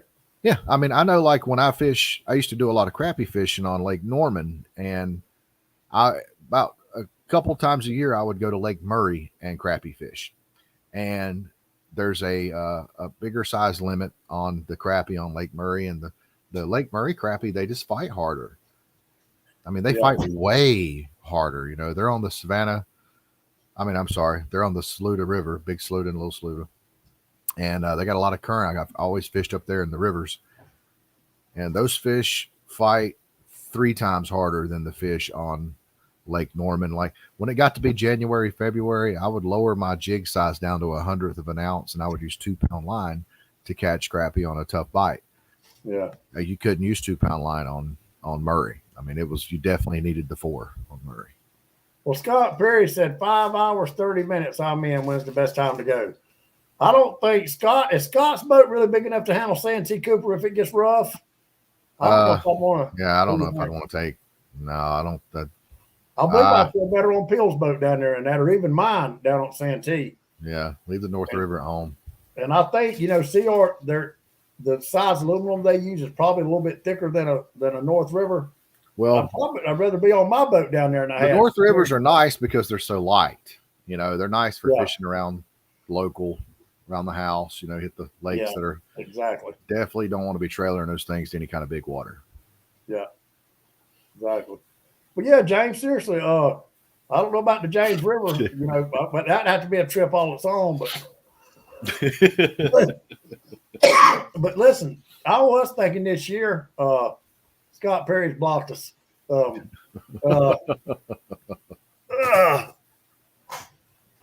could go down to Santee one weekend, like I do my Tennessee trips. I still know a few people down there. I know Scott Manning, Pete Hilliard. I still know enough people down there. I think, let me know what's going on, or give us some direction. But I've heard the striper, I've heard they're catching a lot of 12 to 15-pound striper down there right now. The striper have came back. Yeah. That proves that regulations work. That proves that You know, because you couldn't even target a striper on Santee for a while. I'd love to take some spinning rods down there. You know, like Lord, see, I'm trying to get a daggum catfish trip together, and a striper just can't get away from them. Hey, we can go down there and catfish. Seriously, I mean, I started out catfishing. Well, you know, there's striper in the James River too. Yeah. Okay. Well, you know, there again, most people, I think, for me, I don't know if a lot of people don't know this story, but I was raised in Judson on a mill village. And my mama didn't have a lot of money. You know, she worked at a textile mill. I didn't have everything I wanted. I always had everything I needed. Mm-hmm. But my first outlet to fishing was pay lakes. You know, and I'm not going to get into this issue because I know a lot of cat fishermen, how they feel about pay lakes, and I understand why. But you've also got to understand from a lot of people's point of view, a lot of people, even now, can't afford big boats. They can't go to Lake Carmel. They can't go to the James River. They can't go just anywhere they want to try to catch a big fish. So their best outlet, you know, is a pay lake. So that's really my love of fishing came in from catfishing. My mama used to take me down to a place called Red's Fishing Lake, Red's and Gross's, and I would alternate every other weekend. She'd drop me off. And that back then, I got up at 4 or 5 o'clock in the morning. I was there at 7 when they opened, and I'd fish all night. Did that for years, and that was my first outlet to fishing. So yeah, I mean, catfish is where I started. You know, I finally manned up and got to a different fish. Well, I think that I don't think that I did. I'm ignoring it. I think that most people don't have a problem with pay lakes. It's the trophy pay lakes that have a problem. Yeah. But you know, and like I said, I'll always like. I just hadn't done it in years when I started.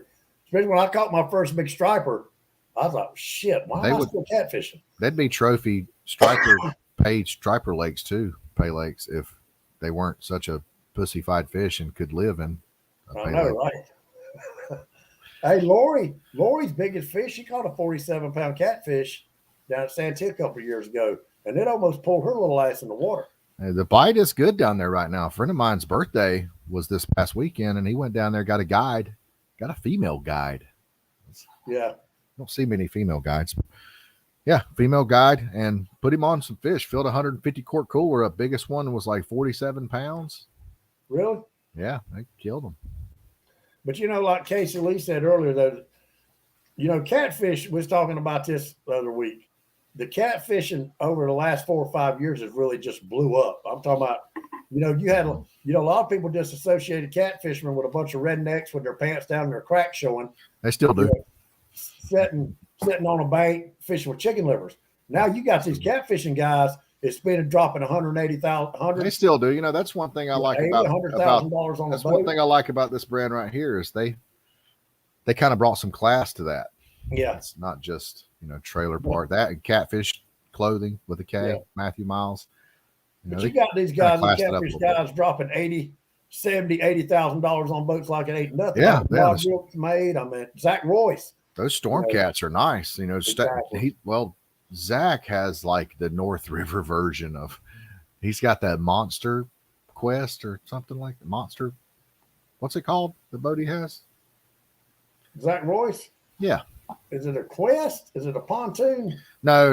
It's not a pontoon. It's an aluminum boat. It's a custom. It almost looks like a storm cat, but it's nicer than a storm cat. Oh, I don't know. I didn't know he got another boat. Oh yeah. It's the same boat he's had. You know, he's got the enclosure on it. It's nice. Well, you hurt Scott's feelings, JR. I did. He said, "I'll never get on this shit show again." Oh my goodness! Everybody wants Scott's boat. I had a guy message me the other day asking me about Scott's boat. Let's see. It was either on YouTube or Messenger, but he had watched that video that I did. I guess the one where I thought that I made that video private, but I guess it's public. I don't know. But anyways, he was like asking me about the North River. He was like, "Do you still have your North River?" And blah, blah, blah. And I was like, "No, that's Scott Perry's boat. Did you like it?" I was like, "Yes, but very expensive boat." Go talk to Scott Perry. I don't know. Michael Walker said, "Fuck Perry's boat is garbage." Yeah. Hey guys, I'll be right back. Okay. Keep talking.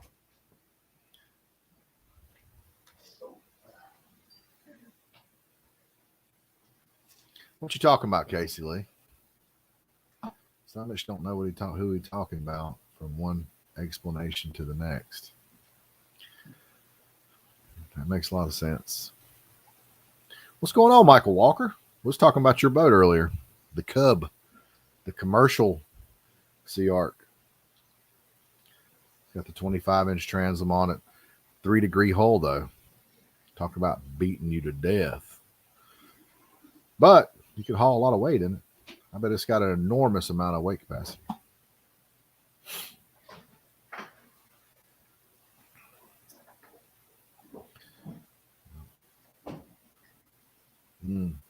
Wes said I was talking about catfishing. So Wes said you were talking about catfishing, Casey?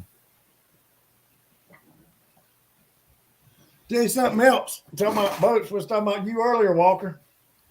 The room, you had in your boats, one of the reasons I went ahead and decided to get a Sea Arc, but tell you something else about Walker's boat. When you're having to paddle, that so much is a whole lot lighter than trying to paddle a big old fiberglass boat, because he had me paddling that boat all over Smith Mountain Lake. Or Smith Lake, whichever one. Smith Lake. Yep. Whoa. That's where the trophy striper school. They'll be in a school of 20 to 30 of them. Well, I don't know. I thought Walker told me he'd done gaffed everything down there. Walker said it paddles good. It damn sure does. And you know what was so bad about that, JR? You know what really was messed up about that whole thing? What's that? My wife was in on that shit too. Was she really? Oh yeah. Her and Tony Jordan both. Oh, now she's talking about not till the end. But it don't matter if you're still in on it. I wasn't about to tell you nothing. She wasn't going to. She said, I wasn't about to tell you nothing. I was rolling my ass off. I knew we was fixing to get on a 50. I know Zach Taylor went to the James River year before last in the fall. Yeah. And he caught 6 fish, all 6 fish over 70 pounds. Now, what do they use for bait up there? Is gizzard shad a big thing, or chicken livers, or night crawlers, or what? I'll tell you this about the James, Wes. The James is loaded with fish, catfish, blue catfish. There's a lot of commercial fishermen. The commercial fishermen come in there and just catch thousands of pounds a day. You'll see them. Yeah, you'll see them coming in to trailer their boats, and they'll have these big custom Carolina skiffs. And I mean, they're extremely wide, they're extremely long, and they'll have like 55-gallon drums and details of catfish will be hanging out of the drums. Yeah. But, there's regulations on the size. So the thing about the James is the first time I went down there, I buoy hopped, which turned out to be a really good technique. But I would go buoy to buoy, anchor, and you only need one anchor. It's tidal, so the tide snaps you taut. And I would cast out, and I used chicken the first time I went. Did you put WD-40 on it and Kool-Aid and all that shit? I caught 28 fish, 28 blues, like in just a few hours. And I was pissed because I went down there to catch a trophy. Yeah. And, I thought I could catch a trophy on some chicken, I guess. So I caught 28 fish from like 10 to 15 pounds. And so I kept a good bit of them, and we had a good fish fry. But the next time I went up there, I went with a guide. It was in February. And I actually wanted to trailer my boat. My friend, he wanted to take a guide. So I was like, okay, we'll take a guide. So we pitched in on a guide. Man, that was horrible. That was the horrible trip. We got skunked. No fish, 0, not even a bite. Yeah, and the gizzard shad the guy was using looked like it had been frozen for like 6 months. It was a horrible experience. the pontoon boat we were on, looked like it was. I mean, it was on its last days. It was like the Jed Clampett of boats, man. We broke down a couple of times. But anyways, I've always wanted to go back with some good, fresh, and what people do up there is they put out a gill net. You put out a gill net in shallow water, and I know where to do it. I know how to do all this stuff. And then you go back and you pull it in, and you got all the bait that you want. Big old primo mondo gizzard shad. Well, why don't we just do it easy and go buy about 100 gizzards from Joey down there and put them on ice and take off? I mean, I think we should do that, but I would like to have some mondo baits. Oh, okay. I mean, I would like to have some of those dollar bill. That's about the biggest you're going to get from a bait shop is dollar bill size. But yeah, when you go catfishing, you kind of got to learn to catch your own bait, because if you want to be a trophy cat fisherman, you got to use them giant gizzard shad. Yeah. Hey, Micah, I think Michael Chappelle. No, buddy, I don't guide. I just fish. I fish with friends, have a good time. I'm not no guide. I mean, he's pretty much a guide. No, I'm not. His friends go with him, and he pretty much guides them. So, no, hey, I've had a lot of friends that I've went with that showed me a lot too. And there again, I like to fish with people that knows at least as much or more than I do. I'll learn from other people, and there again, we'll talk about it. This will be a good topic. This thing, damn, I'm not drinking no more of that Coke. It's killing me. Guides. People talk about guides. You hire a guide. Yeah, I went to Tennessee, didn't know a damn thing about it. I never wet a hook in the state. Yeah, I'm going to pull my $25,000 boat up there, spend $300 or $400 on bait, and just go fishing in 300 miles of river that I don't know a damn thing about. If you go do that to a body of water and you've never been there before, you don't know what you're doing, I say you're a dumbass. That's just my opinion. I'm not going to do it. But it's about a learning experience. I've learned a lot. All my friends have taught me something. I've learned something from every person that I fish with. It's just about keeping an open mind, because nobody knows everything about fishing. I don't give a damn.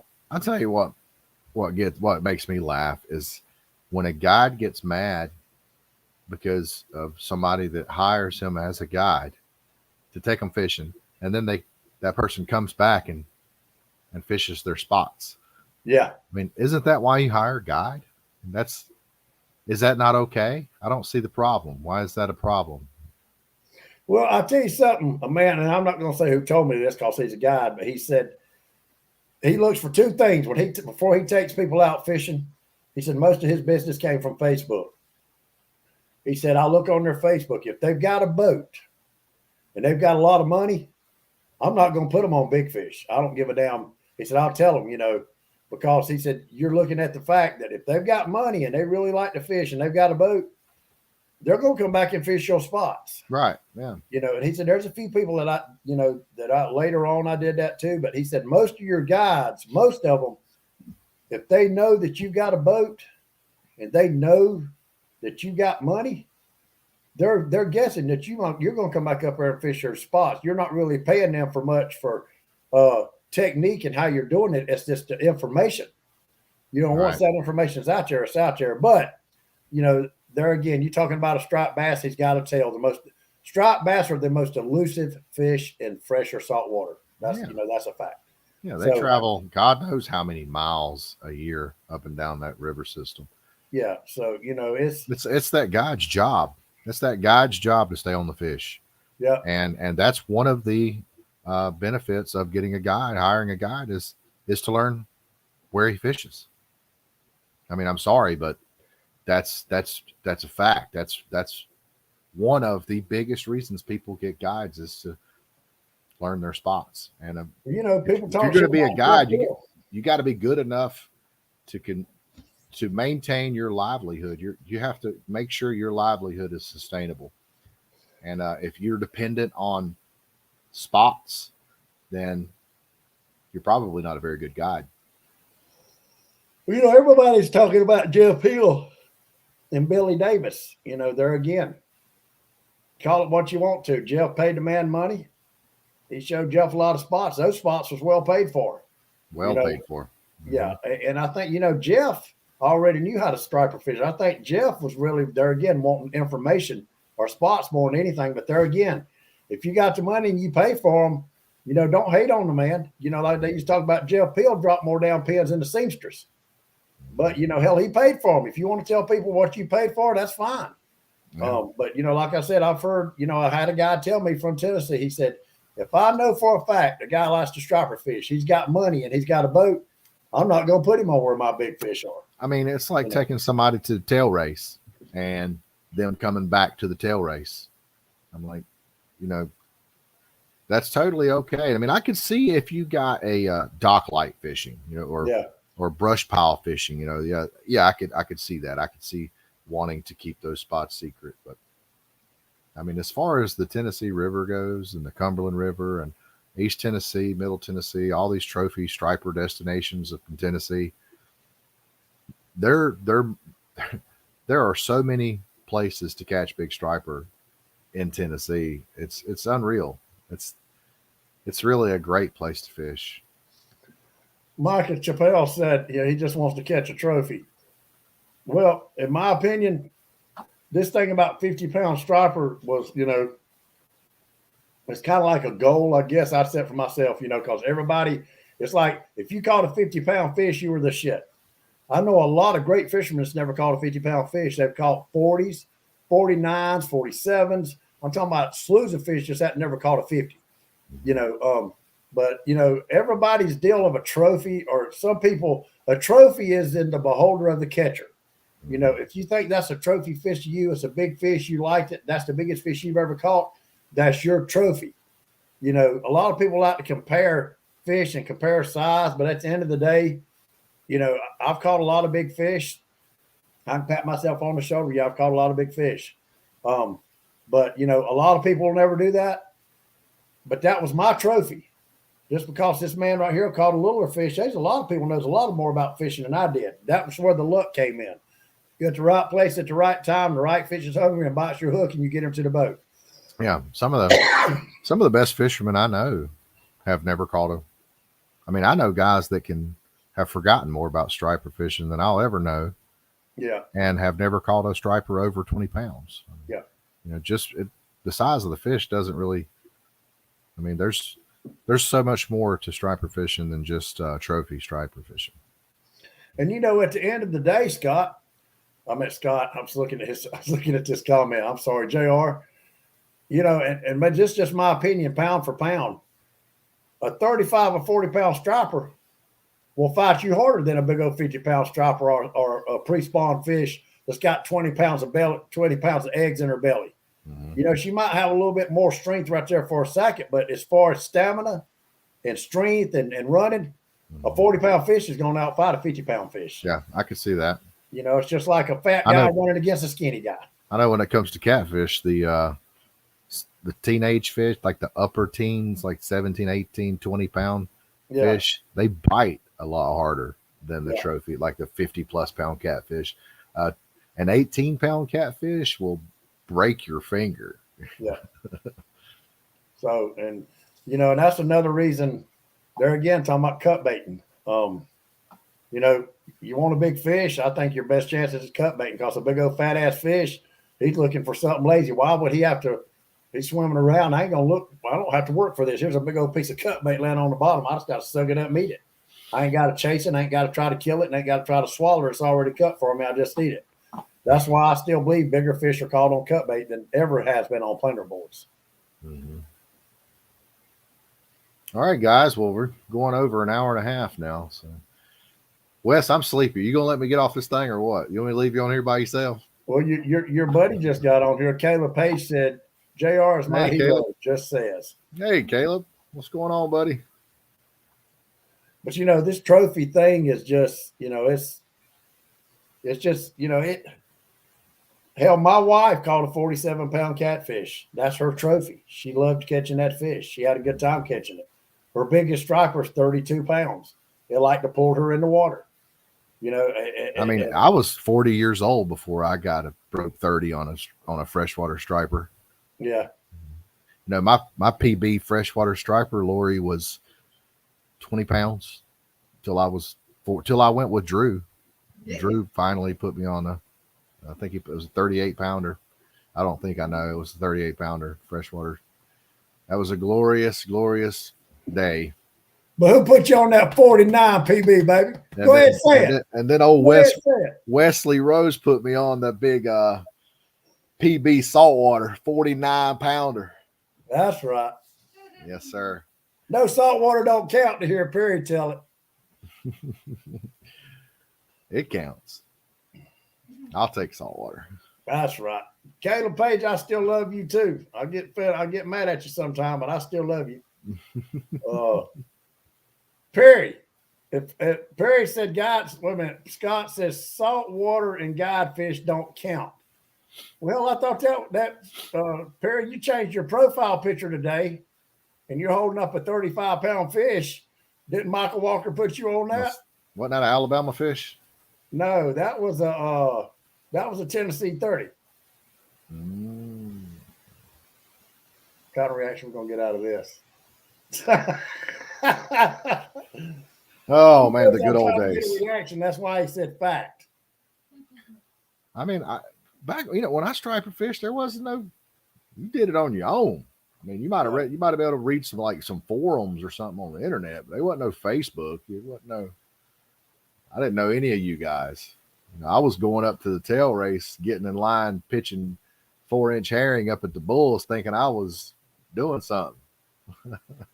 Wait, the reason I don't really hate on Facebook fishing no more, because I'm gonna be honest with you, when I first started striper fishing, that's really how me and Patrick Miller met. I was looking at his page, he was holding up some fish, and and I was like, the closest creek to my house is 6 and 20 on Hartwell. So I was like, have you ever caught any striper in 6 and 20? He was like, nah, man, I wasn't even fool with that. I didn't know no better at the time. That's where 6 and 20 was like a gold mine for striper. Because Patrick didn't know me. He'd been down there fishing. I don't know. I guess working for those fish. He wasn't just gonna tell me. Mm-hmm. I was watching everything that went on Facebook. Anything that I thought would help me catch a striped bass, till I finally learned. Don't believe nothing that you see on Facebook about striper fishing, and don't post nothing about striper. There was a time when everybody was. If people holding a picture up and then they'd color in the background or blur the background. Mm-hmm. And I learned that the hard way with some other people. I ain't even going to say his name no more on this show, but so, there again, a lot of people do Facebook fish. I put a lot of stuff on Facebook. I like people to see what I'm doing. I don't do it bragging or patting myself on the back, because I like to watch other people. I like to see people catch fish. I like to see fish posted. But there again, you still, to a certain amount, a degree, you got to watch what you put on Facebook. And there again, I blew up a part of the fishery year before last in East Tennessee. But, like Todd said, it don't matter. I went up there 4 times this year and seen 2 boats. 4 times I went up there and seen 2 boats. A lot of people want information, but even if they had it, they're not going to go fishing anyway, Yeah. Probably better off before I met the chain gang, JR. No, I don't think I was. The chain gang definitely improved JR. I mean, granted, I've been, controversial. I've talked junk to people, but when it comes down to the square root of things, I've never disrespected anyone. That's the thing. That's the difference in banter and bullying. Is I may seem like a bully. I know that I've seemed like I've kind of bullied Dieter from time to time, but hey, he's given it back. That's the thing about Dieter is he can dish it out, but he can take it too. That's what I like about him. And the chain gang has really thickened my skin. I remember when I first come into the chain gang, Scott Perry invited me in there, and you didn't have a clue what you was fixing to get into then, did you? And they started I mean, I had never been talking. Ain't nobody ever talked to me like that in my life. I was like, what? And I was like, I'm getting out of here, And Scott Perry was like, just just chill, dude. Just chill. Just it's the way it is in here. Just be patient. Just kind of hang out. So I did. Became friends with a lot of guys, and it made me a better person. It taught me how to not get mad so easily, and taught me how to. It actually did the opposite of what you would think it would do. It actually made me be more kind. I'm a more kind person now than I was before I entered the chain gang. I think a lot of my kindness, like when I was making a lot of those YouTube videos, catfishing videos, when I was kind of blowing up on YouTube there for that brief moment, a lot of that was fake. I was fake JR. The chain gang has taught me how to be myself. That's what listen, hey, back in the day, I knew they'd make me mad as hell. I'd be hell. There's half that chain gang I done invited to meet me at the boat ramp somewhere. I'd like to.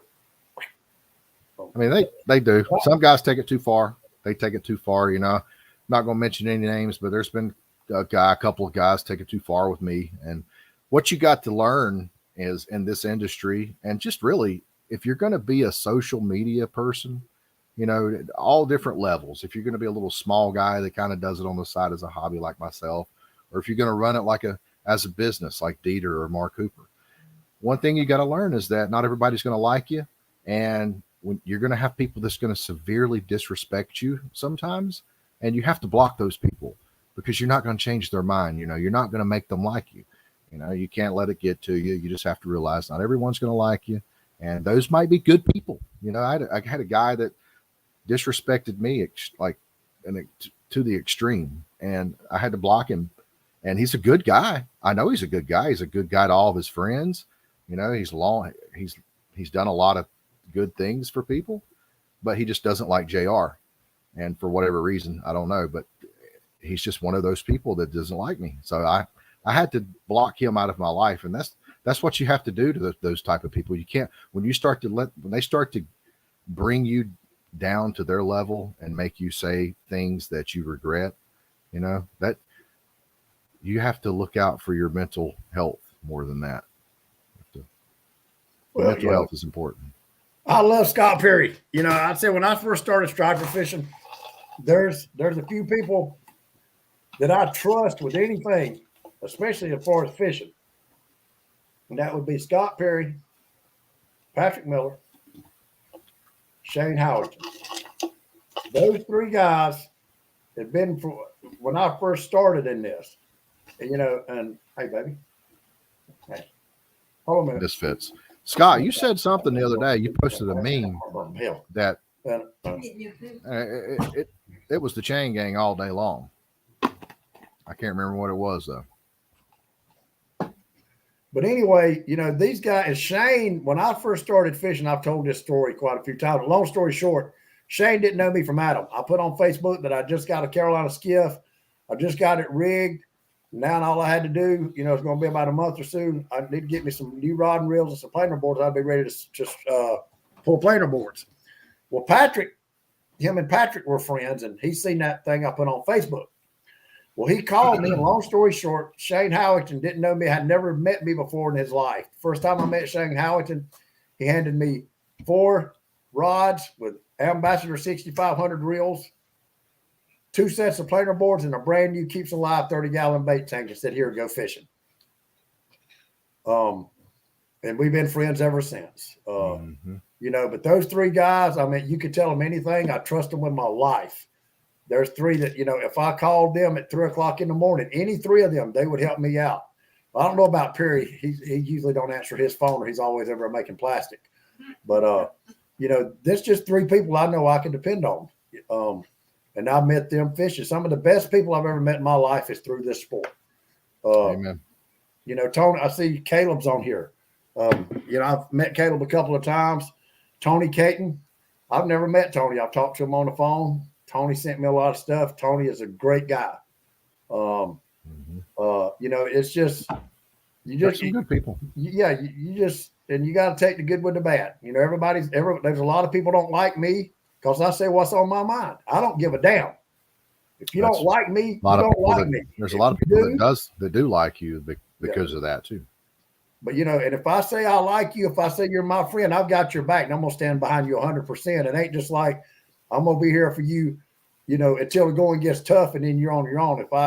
If I say you're my friend, I'm gonna stand behind you. Now, I've got a lot of friends that don't like each other. That don't mean that I'm gonna choose one over the other. I've never been asked to, and I know that everybody's not gonna get along. That's right. Todd Asher, people used to call Todd Asher a fence rider. No, Todd's not riding a fence. He's just got a lot of friends. Like, at one time, him and Billy Davis was good friends.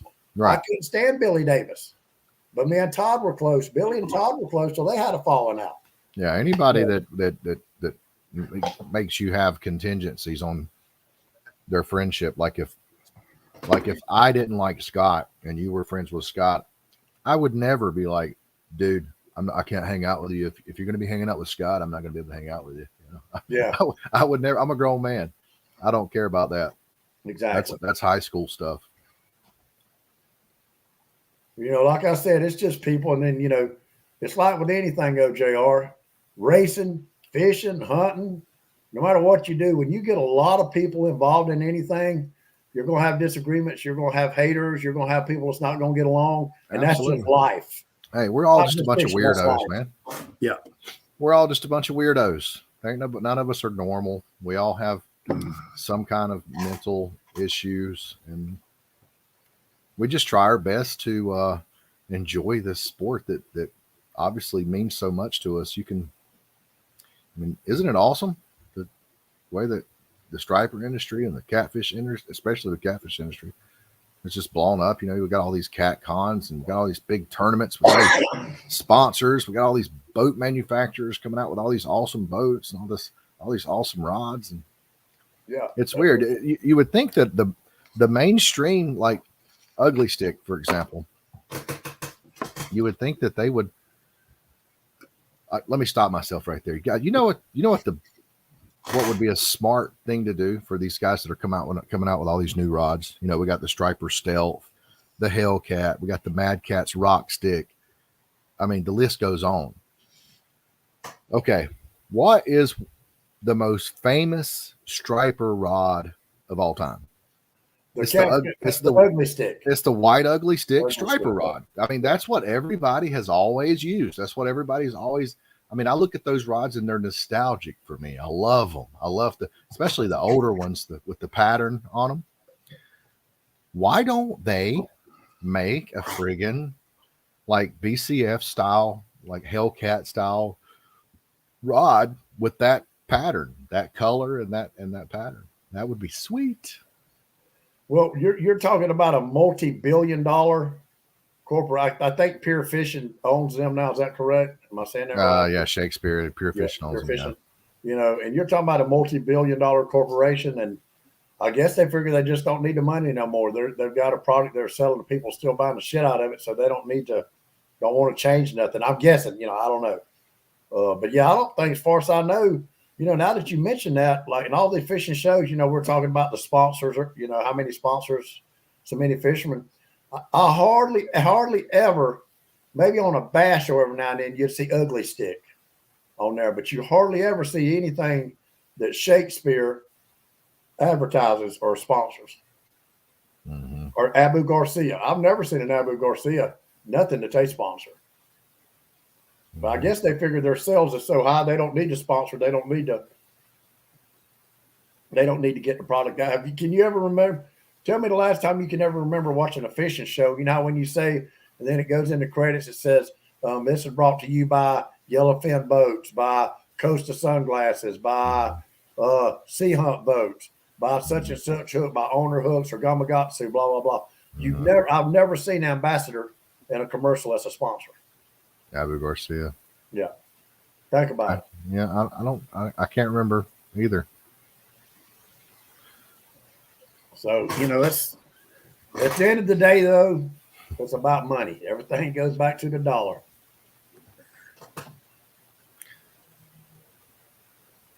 Well, JR, we got about 10 minutes. We'll call it at 10 o'clock. That's the longest we've ever run, ain't it? I think we've ran this long one other time. Junior said, I want to go striper fishing, trade a flathead trip, JR. I'm not a striper fisherman, Junior. I'm just pretending to be. I'm a retired striper fisherman. I used to be a striper fisherman. Now I'm cat fisherman like you. Caleb Page said you're on your way down, JR. What's up? On my way down? Where did he say that? No, Scott Perry said that. No, it says, oh, Scott, you're on. Oh, okay. I'm sorry. Scott said, Scott, you're on your way down. You peeked on that one striper video of your girl reeling on it. Okay.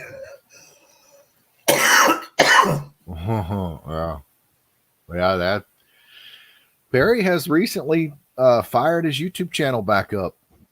I noticed he's got him some wall art up there now. Changed a couple things. He actually changed the name of his channel. It's Paradise Fishing now.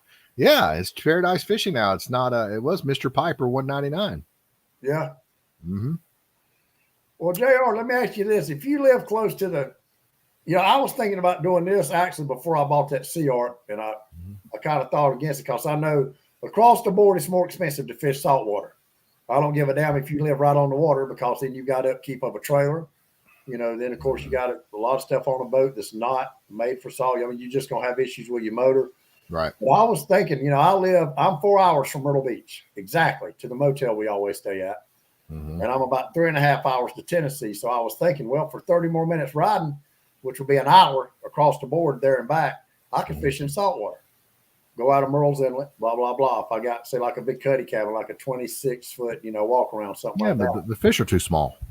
Exactly. There again. So, okay, I go to Myrtle Beach. Then I'm going to have to drive close to 75 miles, depending on where the Gulf Stream is, what time of year it is. The Gulf Stream moves in and out.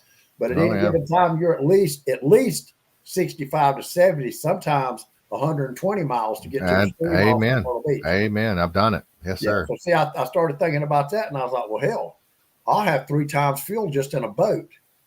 Yeah, you got to have. You're going to have riding. And you're going to have at least, you need at least like an 80-gallon tank to do that comfortably. Yeah. I got a 55 on mine, and I had to take an extra 14-gallon tank and 2 5s when I went offshore out of anywhere on the Grand Strand. And you go out there in a single engine boat, you better have an EPIRB. Exactly. And it's dangerous. You get out there and I've been 90 miles out of Florida a couple of times. And if you break down 100 miles offshore, it ain't gonna be good. And a storm could come up at any time, especially in the summertime. It ain't good. And there you are.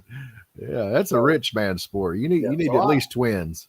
I rethought that real quick. Not, I told Lori, I said, nah, I said, hell, by the time you do that, and there's nothing in Myrtle Beach inshore that's worth a shit unless you want to go down to Winyah Bay, and then you got tarpon down there certain parts of the year and redfish. So other than that, and I said, no, I'm just going, and I love Tennessee. There's just something about that place. I love it. I love the people up there.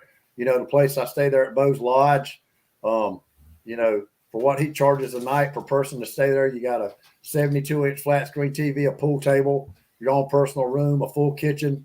Yeah, I mean, you just pull your boat in there and plug it up. You don't have to unload your stuff. You can go out fishing, and you're right there around 3 major lakes that you can drive less than 45 minutes and catch a trophy striper.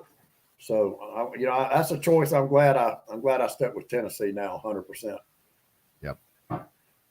Amen to that. So, JR, when we go to Santee? Hey, anytime, man. I mean, that Santee's got those little cabins you can rent. Well, I always stayed at Hills, but they sold out, and I think they're an RV camp now. I don't know what canal. I guess Canal Lakes. Canal, yeah, I know those little cabins there in the canal. I stayed in there before. Those are nice. Yeah, we can make that happen. I mean, you've been striper fishing with me enough. I guess we need to go to Santee. That would be a fun trip, man. Scott Perry says he's going to pull the blue bean with a big cat fever rod. That would go viral. We ought to pull the blue bean, and I ought to pull my boat. Everybody ought to take their own boats, and we could have like a little mini freaking tournament or something. That'd be pretty sweet. Now, do you hear what I said, JR? What? Scott Perry said he's going to get one of Caleb's Big Cat Fever rods and pull the blue bean with it. It would go viral. Like in what context? Like on the lake, on the water? And Probably like Heath Powell did that time when he was pulling his truck. Yeah. But you know, Scott, there again, that North River, the metal, the aluminum's so light on it.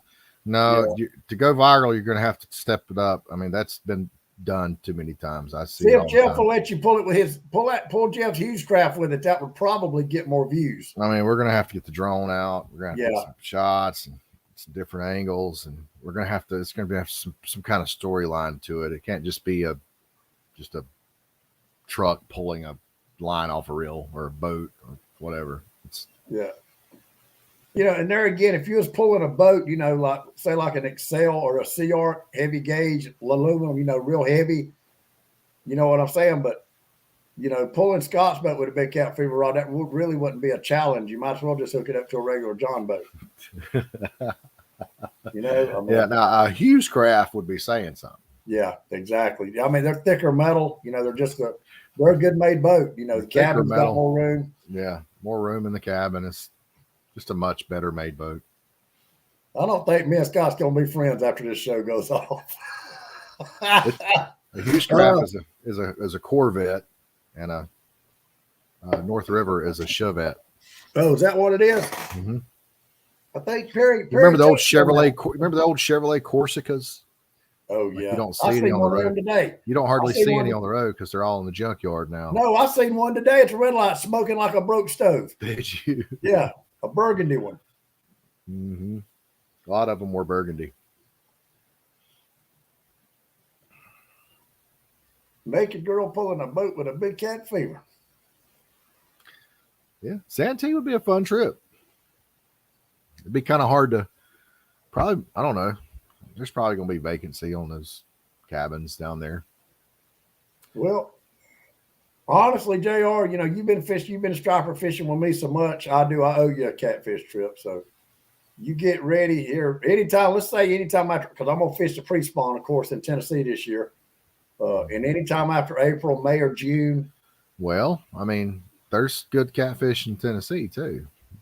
Pretty much. Those lakes start turning over. When does Santee start turning over? About May? Well, Santee's tidal. I don't really know that there's that much of a stratification going on Santee. No, it's not tidal. Just below the lower dam is. Just on the Cooper River. Yeah. I don't think that it might stratify. It turns over. Yeah, Santee does turn over. Okay. Now I know the lower lake is it's real shallow. I don't think the turnover down there that takes us long. Now, Scott Perry, yes, that would go viral. That would, I mean, girl or guy, either one would go viral. Mm-hmm. You going to do it? Scott Perry wants to know if I have put you on a personal bet catfish, Junior. Tell him I put you on a 77-pounder in Tennessee. No. Who? Oh, shit. Oh. Yeah, I mean, Watts Bar, you can catfish and striper fish both. You see Catfish Dave and those other guys, they do it all the time. They'll be catfishing and catching this big striper on Watts Bar. I don't know. I've heard there's some big catfish down there in Chickamauga. Yeah. That's where the two big towers are. Yeah. Yeah, man, there are. I'll tell you, 2 years ago, I was up on Loudon. You know, I was cut baiting, and I caught a blue that weighed about 45 pounds. You know, and I put it up on my shoulder. You remember how y'all catfish guys used to pose and then put them up on their shoulder? You know, you saying that, it reminded me yesterday. I had a memory on Facebook where I caught probably a 30, low 30s blue on Wiley, and I did that. I had him over my shoulder, and it looks ridiculous. It looks ridiculous on a catfish that's anything less than upper 30s. It looks ridiculous. Like, I'm going to stop doing it. The fish is going to have to be 40 at least for me to do that. So you're kind of like giving the impression that this fish is so big. It's like you're trying to make it on my shoulders. I mean, well, when it's over 40, it looks good. It looks like, okay, yeah, that's a heavy fish. That's why he's holding it like that. But anything less than that, then it just looks like you're trying to make it look like it's heavy, but it's, come on. Well, I've seen pictures years ago, and every now and then I'll still see one. And of course, a lot of people call people out on Facebook, but I don't give a damn who you are and how big you are. These guys long arming these 45 and 50 and 55-pound fish, telling this is 55 pounds, and you got that son of a bitch 3 feet away from your body. I just don't believe it. Every big fish I've ever caught, I've got to bear hug it because my ass is getting old anyway. Yeah, anything over 50, you bear hugging it. Yeah. If you're not bear hugging the fish, if you're long arming the fish, you do not have no huge striper or catfish. I'm sorry, you just don't. I mean, you might be able to kind of bring it out there for a split second or something, but yeah. Paula Curtis Smith said the Tennessee record came from the Cumberland in Tennessee. I can believe that. The Cumberland. It's funny because the Tennesseans, they probably think it's hilarious that we got all these secret spots, and they probably know every one of them. They're like, why are y'all making such a big deal over that? Your crappie fishermen and bass fishermen, especially in Tennessee, that's the best people to ask where a striper is, because they hope you'll catch every damn one of them and kill them. Yeah, they hate them. Yeah. So. All right, guys, gotta call it. Good night. We got 13. We said when we got below 10, we was gonna call it. Hey, we gotta leave them hanging, man. We gotta make sure they come back next week. All right. I'll tell you what, you can stay on here if you want. You want me to leave you on here? No, I'm gonna listen. I had a long day today. I didn't get home till 7 o'clock. I had to come home and eat supper and get ready for this, and I'm gonna have a long day tomorrow. Good night, guys. Good night, Caleb. Good night, Scott. Good night, Junior. Good night, Paula. Everybody that's left on here, good night. Thanks for coming and hanging out with us and commenting and making it worthwhile. Good night, everybody. Appreciate y'all. I don't know what we'll talk about next week. I'll tell you next week, JR, if you want to, we could try, and I don't know how it would work. We'd really have to pay more close to the comments and just talk about what anybody wants to talk about in the comments. Let them pick topics and maybe try to discuss a little bit of whatever anybody wants to talk about and let it be about them next week. Something like that, maybe. Yeah, I mean, we pretty much do that anyways. So, yeah. That's what we did tonight. We'll figure something out. To talk about. Good night, everybody. Appreciate y'all joining. Good night, guys. Thanks, Brandon. Bye-bye.